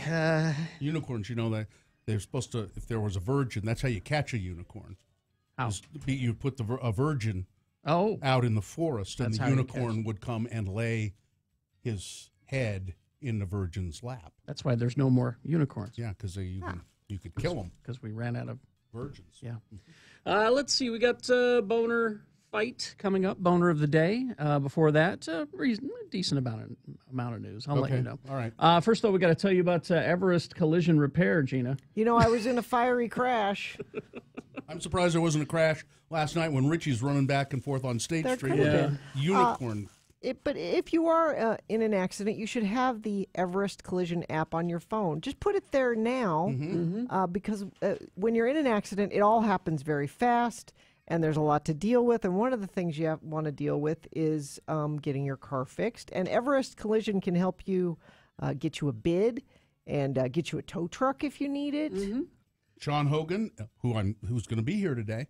Sean Hogan and the guys at Everest Collision, Jamie and Sean at the Everest Collision Repair, they work with the insurance companies to help you get your car fixed, and so it's a minimum amount of stress on you. And it's funny, all the insurance people, all the rental car people, they all know Sean. Yeah, they've never let us down. They won't let you down either.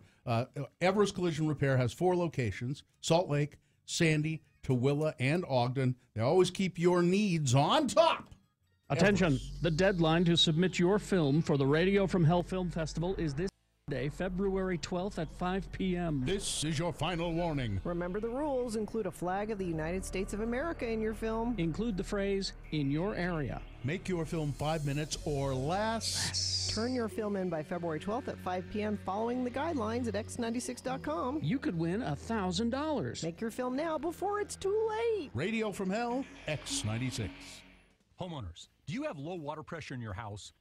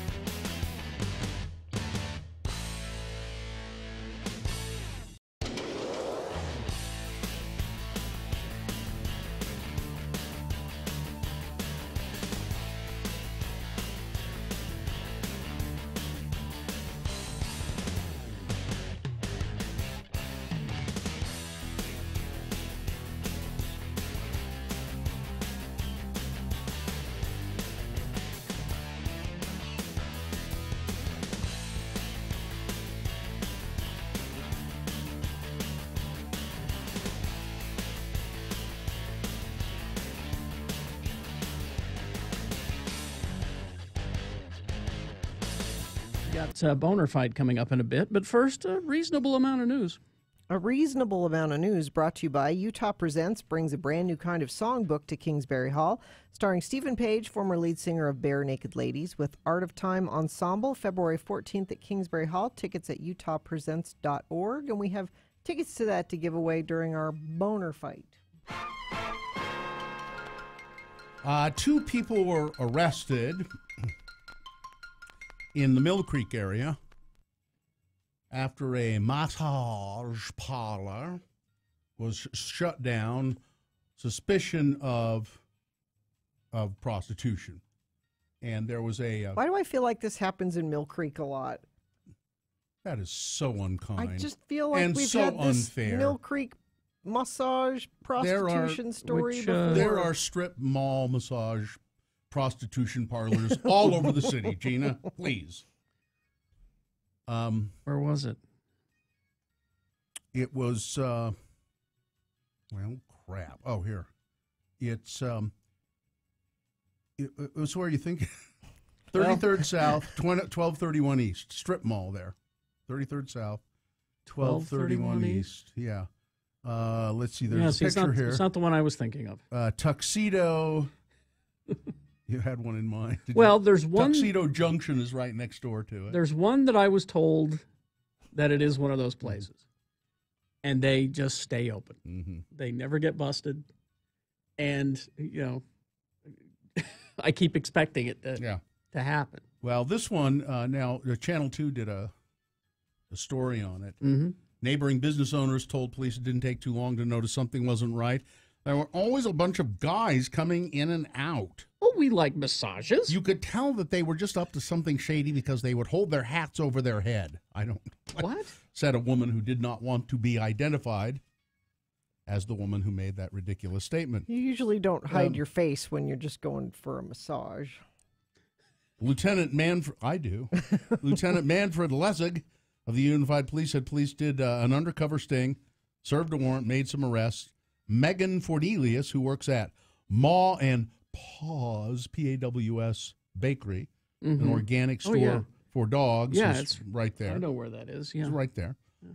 Said she was creeped out by the men who would frequent the massage parlor. They have a punch pass. Constantly walking past these old men who are just idling in their trucks. And you can feel their eyes on you, and you know what they're there for, she said. You can just tell. She said her boss worked hard to make sure the parlor was shut down by calling the police and city council members. Finally, after 2 months, the groups of men roaming her parking lot will be gone. Oh, God, we've been waiting for this day, said Fornelius. Now, Chris Jones, reporter for Channel 2, was there when they, were busting out the shop and taking out massage tables as evidence and stuff. Ew. Said he tweeted a picture. Says, "Really? I just talked to a guy who tried to go into the shuttered massage parlor that was busted for prostitution. He said, I come here all the time for therapeutic massage." It's a kind of therapy. My point. Now for the prostate. Yeah. Speaking of Twitter, I've been to mention this all day. If you want to see something really cool, I tweeted this morning. Forget where I saw it. It might have been a retweet. Elephants. Did you see this? I did see this. It is so damn cool. It warmed my heart. Listen to it with sound. It's a group of elephants at a sanctuary who are coming to greet a new arrival. Now, I don't know how they know that there's a new elephant there, but they are coming from quite a ways away across the field. Mm-hmm. A group of elephants, and they're kind of running anxiously over to where there's a new, it's kind of a young elephant, not quite a baby, but maybe a teenager. The welcome party? Yeah, it was. And they start reaching their trunks in and making all these kind of cool noises. I love elephants. Patting him, and Yeah. And then there was another one that was tagged with that one. I didn't see this. It's an elephant sanctuary, and they said that they had to separate the herd for some reason. Two of them had to be separated overnight, and so then the rest of the herd was on one side of the field or whatever it is, and then they let the other two back in, and all the rest of the herd came running up to greet them, like, "Where have you been? Hey, oh my gosh, what happened?" And they're dude, they're trumpeting and but they all surround him. Was like, well, you were gone all night, It's pretty evident that they are very they're very social, very bright animals and caring animals. I would say emotional. Yeah, they get emotional. A bill that would have weakened protection for Utah families who use surrogacy to carry their child during pregnancy is headed for defeat. The bill would have put the future of my family and people like me in jeopardy, said Dallas Young, an attorney from Linden, Utah. Young brought his 6-month-old son Parker to the state capitol on Wednesday to testify about the success of the current law to help couples who face infertility. Members of the committee, my family, we deserve better than this, said Young to members of the Senate Health and Human Services Committee. His testimony was one of several emotional moments. Both parents and surrogates came to the microphone to encourage lawmakers to kill the bill that would repeal part of the current law. The changes would give the woman who bears the child a greater claim to custody, weakening protections for families who seek out surrogacy.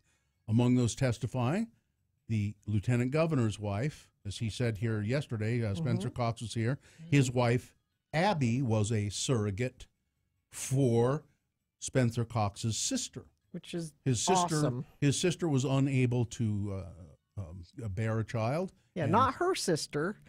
No, his sister. I just his think sister, that's even more amazing. And Spencer Cox's wife, Abby, said, "Why don't I would be willing to do this, be pregnant for her." And she carried a child and addressed the committee on the importance of surrogacy agreements for both sides during the postpartum days. Had this agreement not been in process, I feel like some of the postpartum emotion that I went through, there would have been an escape route that I don't think is useful, Cox said. Now, there are people who said the reason they brought this bill up in the first place was because of gay couples. Oh, really? Yeah. That's the issue. Yeah. So if the surrogate has second thoughts like, oh, I don't think this baby better should not go put- to a gay couple, that she can... But No. because of the testimony of Abby Cox and Good. and this other person, Mr. Attorney from Linden, they've essentially killed the bill. Good. They I'm glad to tabled hear it and said, Well, that's good. Weather? Brought to you by climate change, because we get more climate changey by the day. 60 today for a high. Tomorrow, 63. Awful. It's Boner Fight with Radio from Hell on X96. All right, here they are. Here are your candidates. Candidate number 1. You point that thing at me, I'll bite it off, is number 1.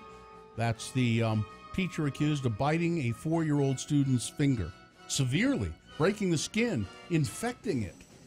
A big, swollen, infected finger that you can see at x96.com/live. Man. Poor kid. And Boner candidate number 2, the challenger, P.F. Chang's. P.F. Chang's. This is a high school of racist kids in Cincinnati chanting at members of an opposite team basketball game.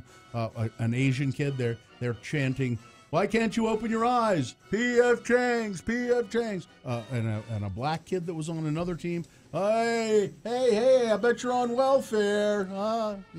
They do this sort of thing all the time, apparently. They're Boner candidate number 2. All right. You've got to decide who is Boner of the day today. 1 or 2. Remember your candidate number. Put that candidate number in the message of a text. The one you think should win.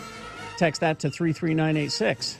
You can call 877-602-9696 and vote with your voice. Or go to x96.com and look for the box that says Boner Fight February 8. And if you don't see that box, refresh. It'll appear. You've only got, less than 300 seconds. Let's go. It's Boner of the Day. John Smith kicks off a 1-hour non-stop music wingding at the conclusion of Radio from Hell.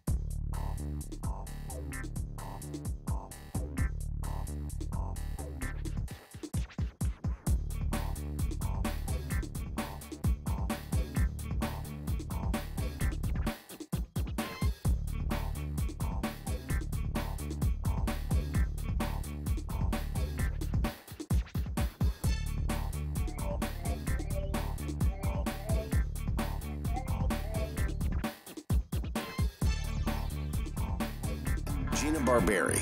What you got there is Radio from Hell on X96. All right.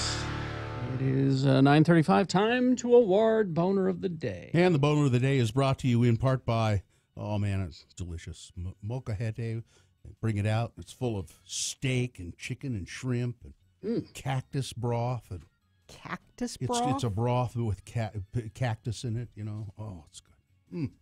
And Utah Presents brings a brand new kind of songbook to Kingsbury Hall starring Stephen Page, former lead singer of Bare Naked Ladies, with the Art of Time Ensemble, February 14th at Kingsbury Hall. Tickets at utahpresents.org, and I believe we gave away some tickets to a random boner voter. Might have. All right. Yeah, cactus broth. It's good.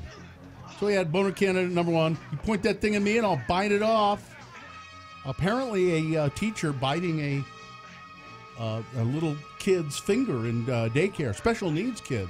But we assume the kid was pointing or something, and the teacher bit the kid's finger, broke the skin, and infected the finger. And Boner candidate number 2, P.F. Chang's, racist students at a high school in Cincinnati chanting that at an Asian player on an opposing team and making racial slurs toward black players on other teams. The winner was, and it won by a fairly substantial margin, Boner candidate number 1. You point that thing at me and I'll bite it off. That is your winner of Boner of the Day today. It is now qualified for Boner of the Week. We do that on Friday at about this time. Amy Donaldson is on line 1. She's in Korea, though. How is that possible? They have modern technology. Yeah, they have phones there, too. It sounds really good, Amy. How are you? I'm great. How are you guys? Are you great, but cold? Oh my gosh, yeah. And everyone keeps saying, people who've been here a while say it's not really that bad. It's actually getting warmer. Mm-hmm. But I think coming from Utah, where it was like, I don't know, 60 Spring. degrees the day I left, Yeah. so it's a bit cold. So what have you've been in South Korea for, what, a day, 2 days now, I guess? 3? Yeah. Yeah. I got here Tuesday night. Now, Gina was talking about the toilets that you had you'd encountered. Yeah. I understand they're quite. I've never really used one of those. I know Carrie has. Yeah. They can be intimidating. I won't lie. It is complicated, especially to someone like me who I still can't start a video or run Netflix by myself. So I definitely, I don't know, I'm going to have to, when there's nobody around, push some buttons. Well, have you got someone there who can help you with the toilet? I think I'd rather do it myself. Oh, no. okay. Trial and error. I'm good with trial and error. Okay. Now, I'm worried about you and eating. Why is that? Gina would not survive here. No, No way. I mean the norovirus thing. Oh, well, I actually have been checking where that's at. I'm actually staying in the mountains, kind of where the freestyle, like Shaun White and free skiing is going to be. Mm-hmm. And most of the norovirus outbreak is it's by the skating venues down at the coast. Mm-hmm. So far, and yesterday their cure, I guess, is as you walk into the main press center, this woman shoved a big giant vat of hand sanitizer at me. Yeah. I brought my own hand sanitizer, but I took theirs as well. But I feel pretty comfortable up here, and the place I'm staying has a very high-end restaurant where we eat our breakfast. And then I brought my own snacks. When I first heard about norovirus, I was like, well, I'm just going with the snacks I brought until I figure it out. What are they? Are athletes being felled by this norovirus? Not that we know athletes are sick that they've reported. Okay. I don't know if you heard that one of the U.S. bobsledder pilots, actually he's the pilot for one of our Utah push athletes, he actually had an emergency appendectomy. Whoa! Yeah, like a week ago. And so there was some question about whether or not he was going to be able to compete in both 2-man and 4-man. But he posted a video today of himself doing push-ups and planking. So, Well, you must be tired because it's like 1 a.m. there. My schedule's so whacked. I don't even know Yeah. what day it is. I feel kind of like I'm in the future. You are actually, You are in the because future. it's Friday there. Yeah. I always made that joke when I was over there, is that we come from the future. So I know that the opening ceremonies haven't happened yet, but games have started already. Yeah, there's been competition. In fact, that's one of the reasons I was up. There was a Utah kid competing, a Park City kid competing in ski jumping. They had the qualifying rounds at I think it got over at 11:35. Did he make it? And he made it. He will be. In fact, it's the first time since '98 that the U.S. has qualified all 4 men for the finals for the medal round. Let me ask you. Let me ask you this really quickly. If you will be covering mostly ski events, then I'm going to do figure skating at 10 in the morning. When y'all are going to bed, I'm going to be covering figure skating here. Yeah. What about so the bobsled? You'll be covering that though, right? Yep. Yeah. So, and there's 14 native Utahns competing here, and I'm attempting to chase them all down. And then there's about 50 athletes that live and train in Utah. So I ran into this summer. I ran into Jeremy Holm, who was an Olympic bobsledder, and he said that he would give me a ride in a bobsled up at the Olympic venue here. Should I do that? Yeah, I think you should. And I mean, it's a unique experience. Right. Although I heard they don't start, media people as high, so it's not as rough a ride. Oh, okay, good. So yeah, so they'll go easy on me. A little bit of an easier. Yeah. And they don't make you push and jump in the sled, which is what I was worried about when they do media events, because I thought, what's going to happen is I'll trip or I'll hit my foot. You just get to sit there. Okay, good. All right. I'm for it then. People are warning you. People are warning you. Hand sanitizer is not effective against the norovirus. Wash your hands with soap and water. Yeah. And I know that. But and there's a lot more to worry about in this crowded environment here. Yeah, where can we see all your stuff? I mean, I follow you on Twitter, AD on Sports. Yeah, and I've been tweeting all of my stuff. There was a special section that ran Sunday, and I think they've kind of been every day putting out every single day there'll be a news story on one of the native Utah athletes. I think today will be the ski jumper on Will Rhodes. That would be in the Deseret News. In the Deseret News, yeah. I can send Richie links, or I can post them. You can go to DeseretNews.com. There will be a specific Olympic, but I can send you those profiles. And That'd be great. When I do write something, I did go up to the DMZ Museum, and Cool. made me pretty sad. Yeah. Well, we'll let you go so you can get to sleep and then get up in a few hours. Yeah, we'll check in with you again. Call tomorrow if you get a chance. If you get a chance, yeah. I will definitely. See you guys. Okay, bye-bye. Bye-bye. She gets to do the fun stuff. She does. You guys have been to the Olympics. Yeah, but I'm kind of jealous of her. I want to go all the time. Yeah, kind of jealous of her. I'd like to do that. Yeah. Again. Yeah. I wish that Coke still did that. Yeah. 9:44. I got to tell you about proflowers.com here really quick. They have got this great deal. Valentine's Day is next week. It is Wednesday. And you are panicking, you still haven't done anything yet. Let me help you. This will take you 2 minutes. Just go to proflowers.com. Send your Valentine one-of-a-kind gift. It really will impress her. It's the perfectly paired collection, 2 gifts in one. So you get the dipped strawberries and gorgeous flowers arriving together in a beautiful, specially designed box that will help you keep the chocolate dipped strawberries cold, and your flowers fresh, guaranteed. And you can save 20% on any perfectly paired combination or any other gift over $29 with the code X96. The box will arrive. It's that you're used to seeing the brown and green box from Pro Flowers, but it's just a little bit bigger. They're all in there. They've figured it out. Pick a delivery date. It's guaranteed. Customer satisfaction is always number one, or your money back. Hurry and order today. Just get it taken care of. Valentine's Day is next week. There's only one way to get 20% off gifts of over $29. Visit proflowers.com today. Enter the code X96 at checkout. That's proflowers.com. The code X96 is a limited time offer, and Valentine's will be here before you know it. So don't wait to check out the perfectly paired and think inside the box. We love you for listening to X96.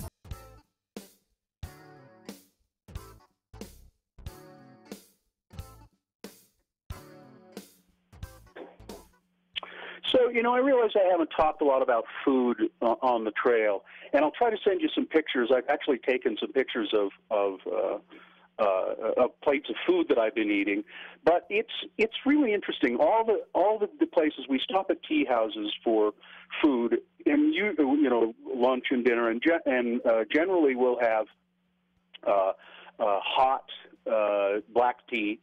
And then you can order. There are a variety of things on the menu, and they're all kind of the same. You can get spaghetti with meat sauce, spaghetti with tomato sauce, spaghetti with a fried egg on top, and then there are also various local things that you can have. For instance, tonight I'm having Sherpa stew with vegetables. And if I want to, I could have Sherpa stew with vegetables and meat, and that would probably be buffalo meat. Buffalo meat. I decided I could have a steak. It's a buffalo steak. I'd have thought, I don't think I want a buffalo steak. So there are all kinds of things you can eat. And the service is really pretty good. It's not very crowded up here at this time of the year, and so the service is pretty fast, and they bring stuff out. But it's I don't know how to describe. It sounds like normal food, but it isn't. It has a really all of it has a very odd kind of twist to it. It's good. It's filling. But it all has this kind of, like I had a tuna sandwich today. I said, let me try a tuna sandwich and a bowl of soup. Well, the tuna sandwich was just a canned tuna on bread that had been heated up. And I don't think there was anything else on the bread. Just tuna and bread, and then it had been heated up. It was a little odd, but believe me, I ate it. And then one of my favorite things, though, is potato time with the Sherpa guys who are carrying our stuff. A great crew of guys carrying our stuff, and they all gather around and have potato time. There's a big plate of like red potatoes, so back home, small red potatoes, and they bake them up and they take them in their hands and they rub the skin off of them, and then they dip the potato in this kind of hot, spicy chili pepper stuff. Really good. A hot potato, nothing like it at the end of 2 hours. I walked up and up and up today. We'll tell you more about it coming up.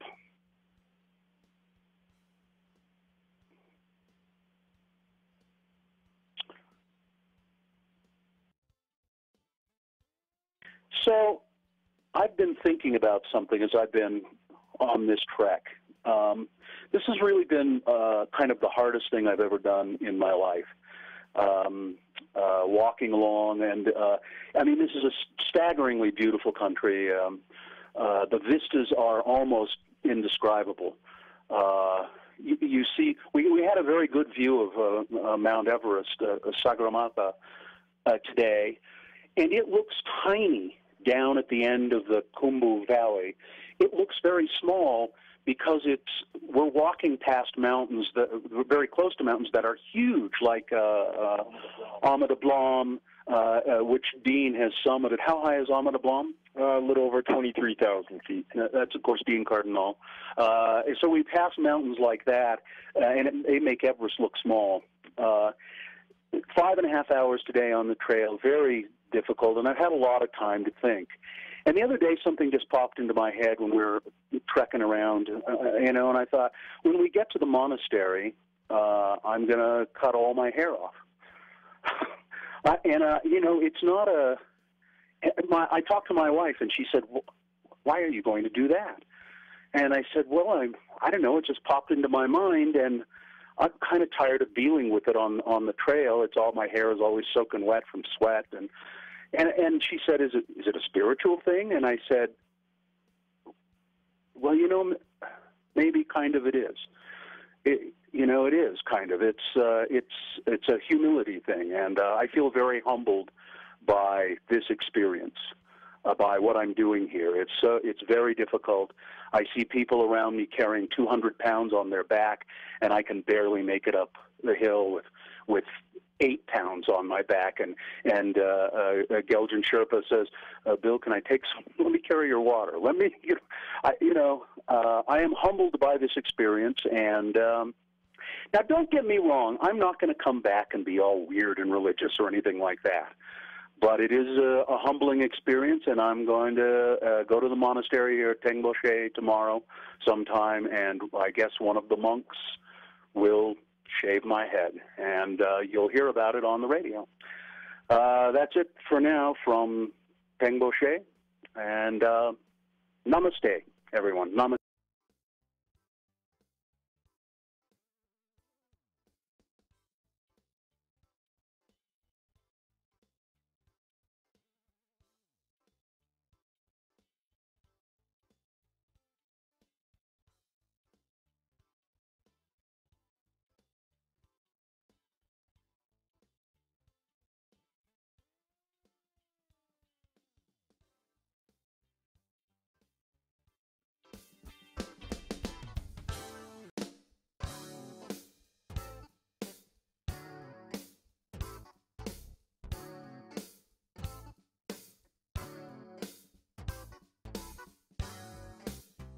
From Hell on X96. All right, 9:51.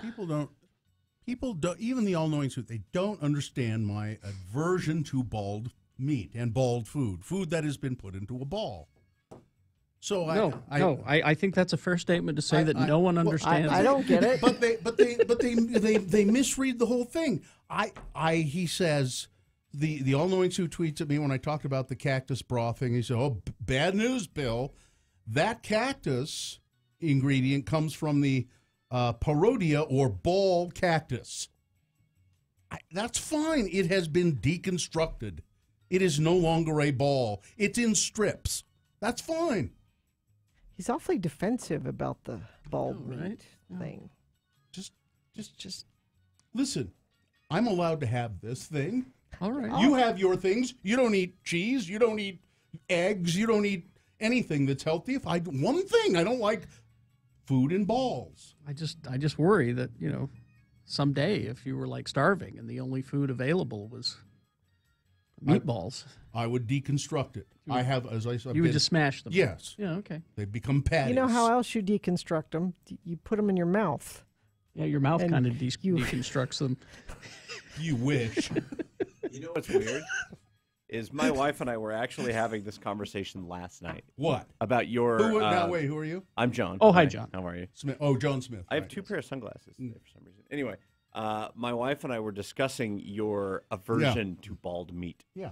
Or any bald Does she also food. not understand it? Well, no. So we were deciding what to have for dinner last night, and she's like, "Oh, we should get this," and I'm like, my man Bill, he does not like meat if it's in the shape of a ball. Well, I wasn't invited for dinner, though. So. No. We can come to dinner at my house.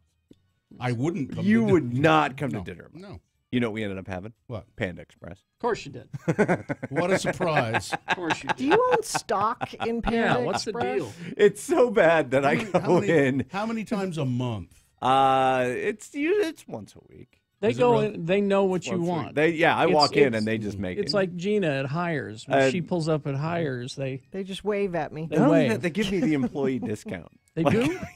No, I'm there so I like much. Panda Express. Okay, it's okay. It's just It is one of my it is what favorite it is. things in the world. Is Panda Express. I wouldn't go that far. Yeah, it is one of my absolute favorite things. What, do you order the same thing every time? Every time. What is it? It's I get the half and half fried rice and chow mein. Mhm. That's the important. You got to mix them together. Okay.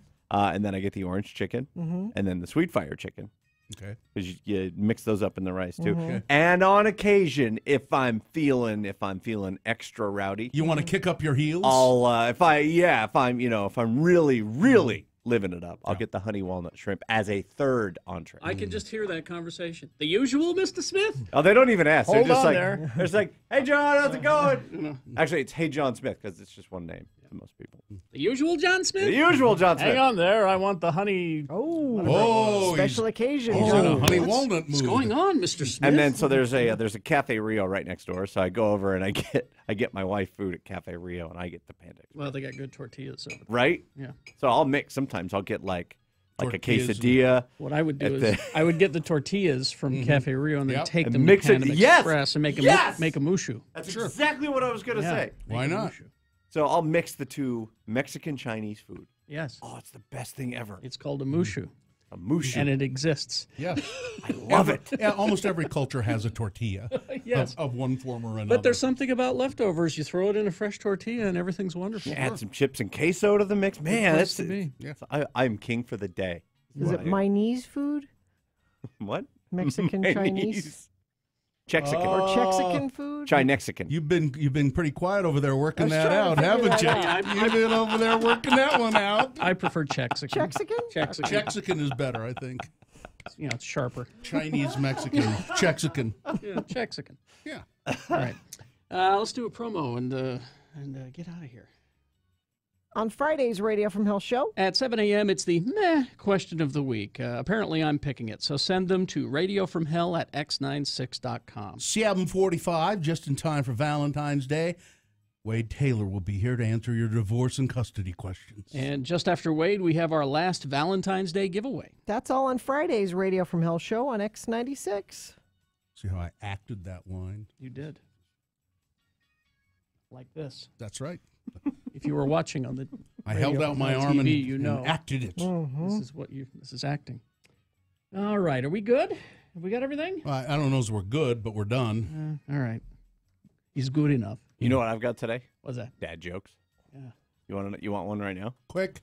What kind of vitamin do you get from Canadian maple syrup? I don't know, John. Vitamin A. Vitamin A? Yeah, that would require some acting. No. You can't just say it. You got to have a little. I don't know if that's a good dad. Vitamin A? All right. We should go. Yeah, I think so. Live long and prosper, bitches. Don't you know who I am, eh? So Chexican, we all like Chexican. Yeah, we like Chexican. We sourced it. Okay. We researched. Mm-hmm. John Smith is next. Please keep listening. A 1-hour nonstop music wingding starts now. Utah's original alternative, X96.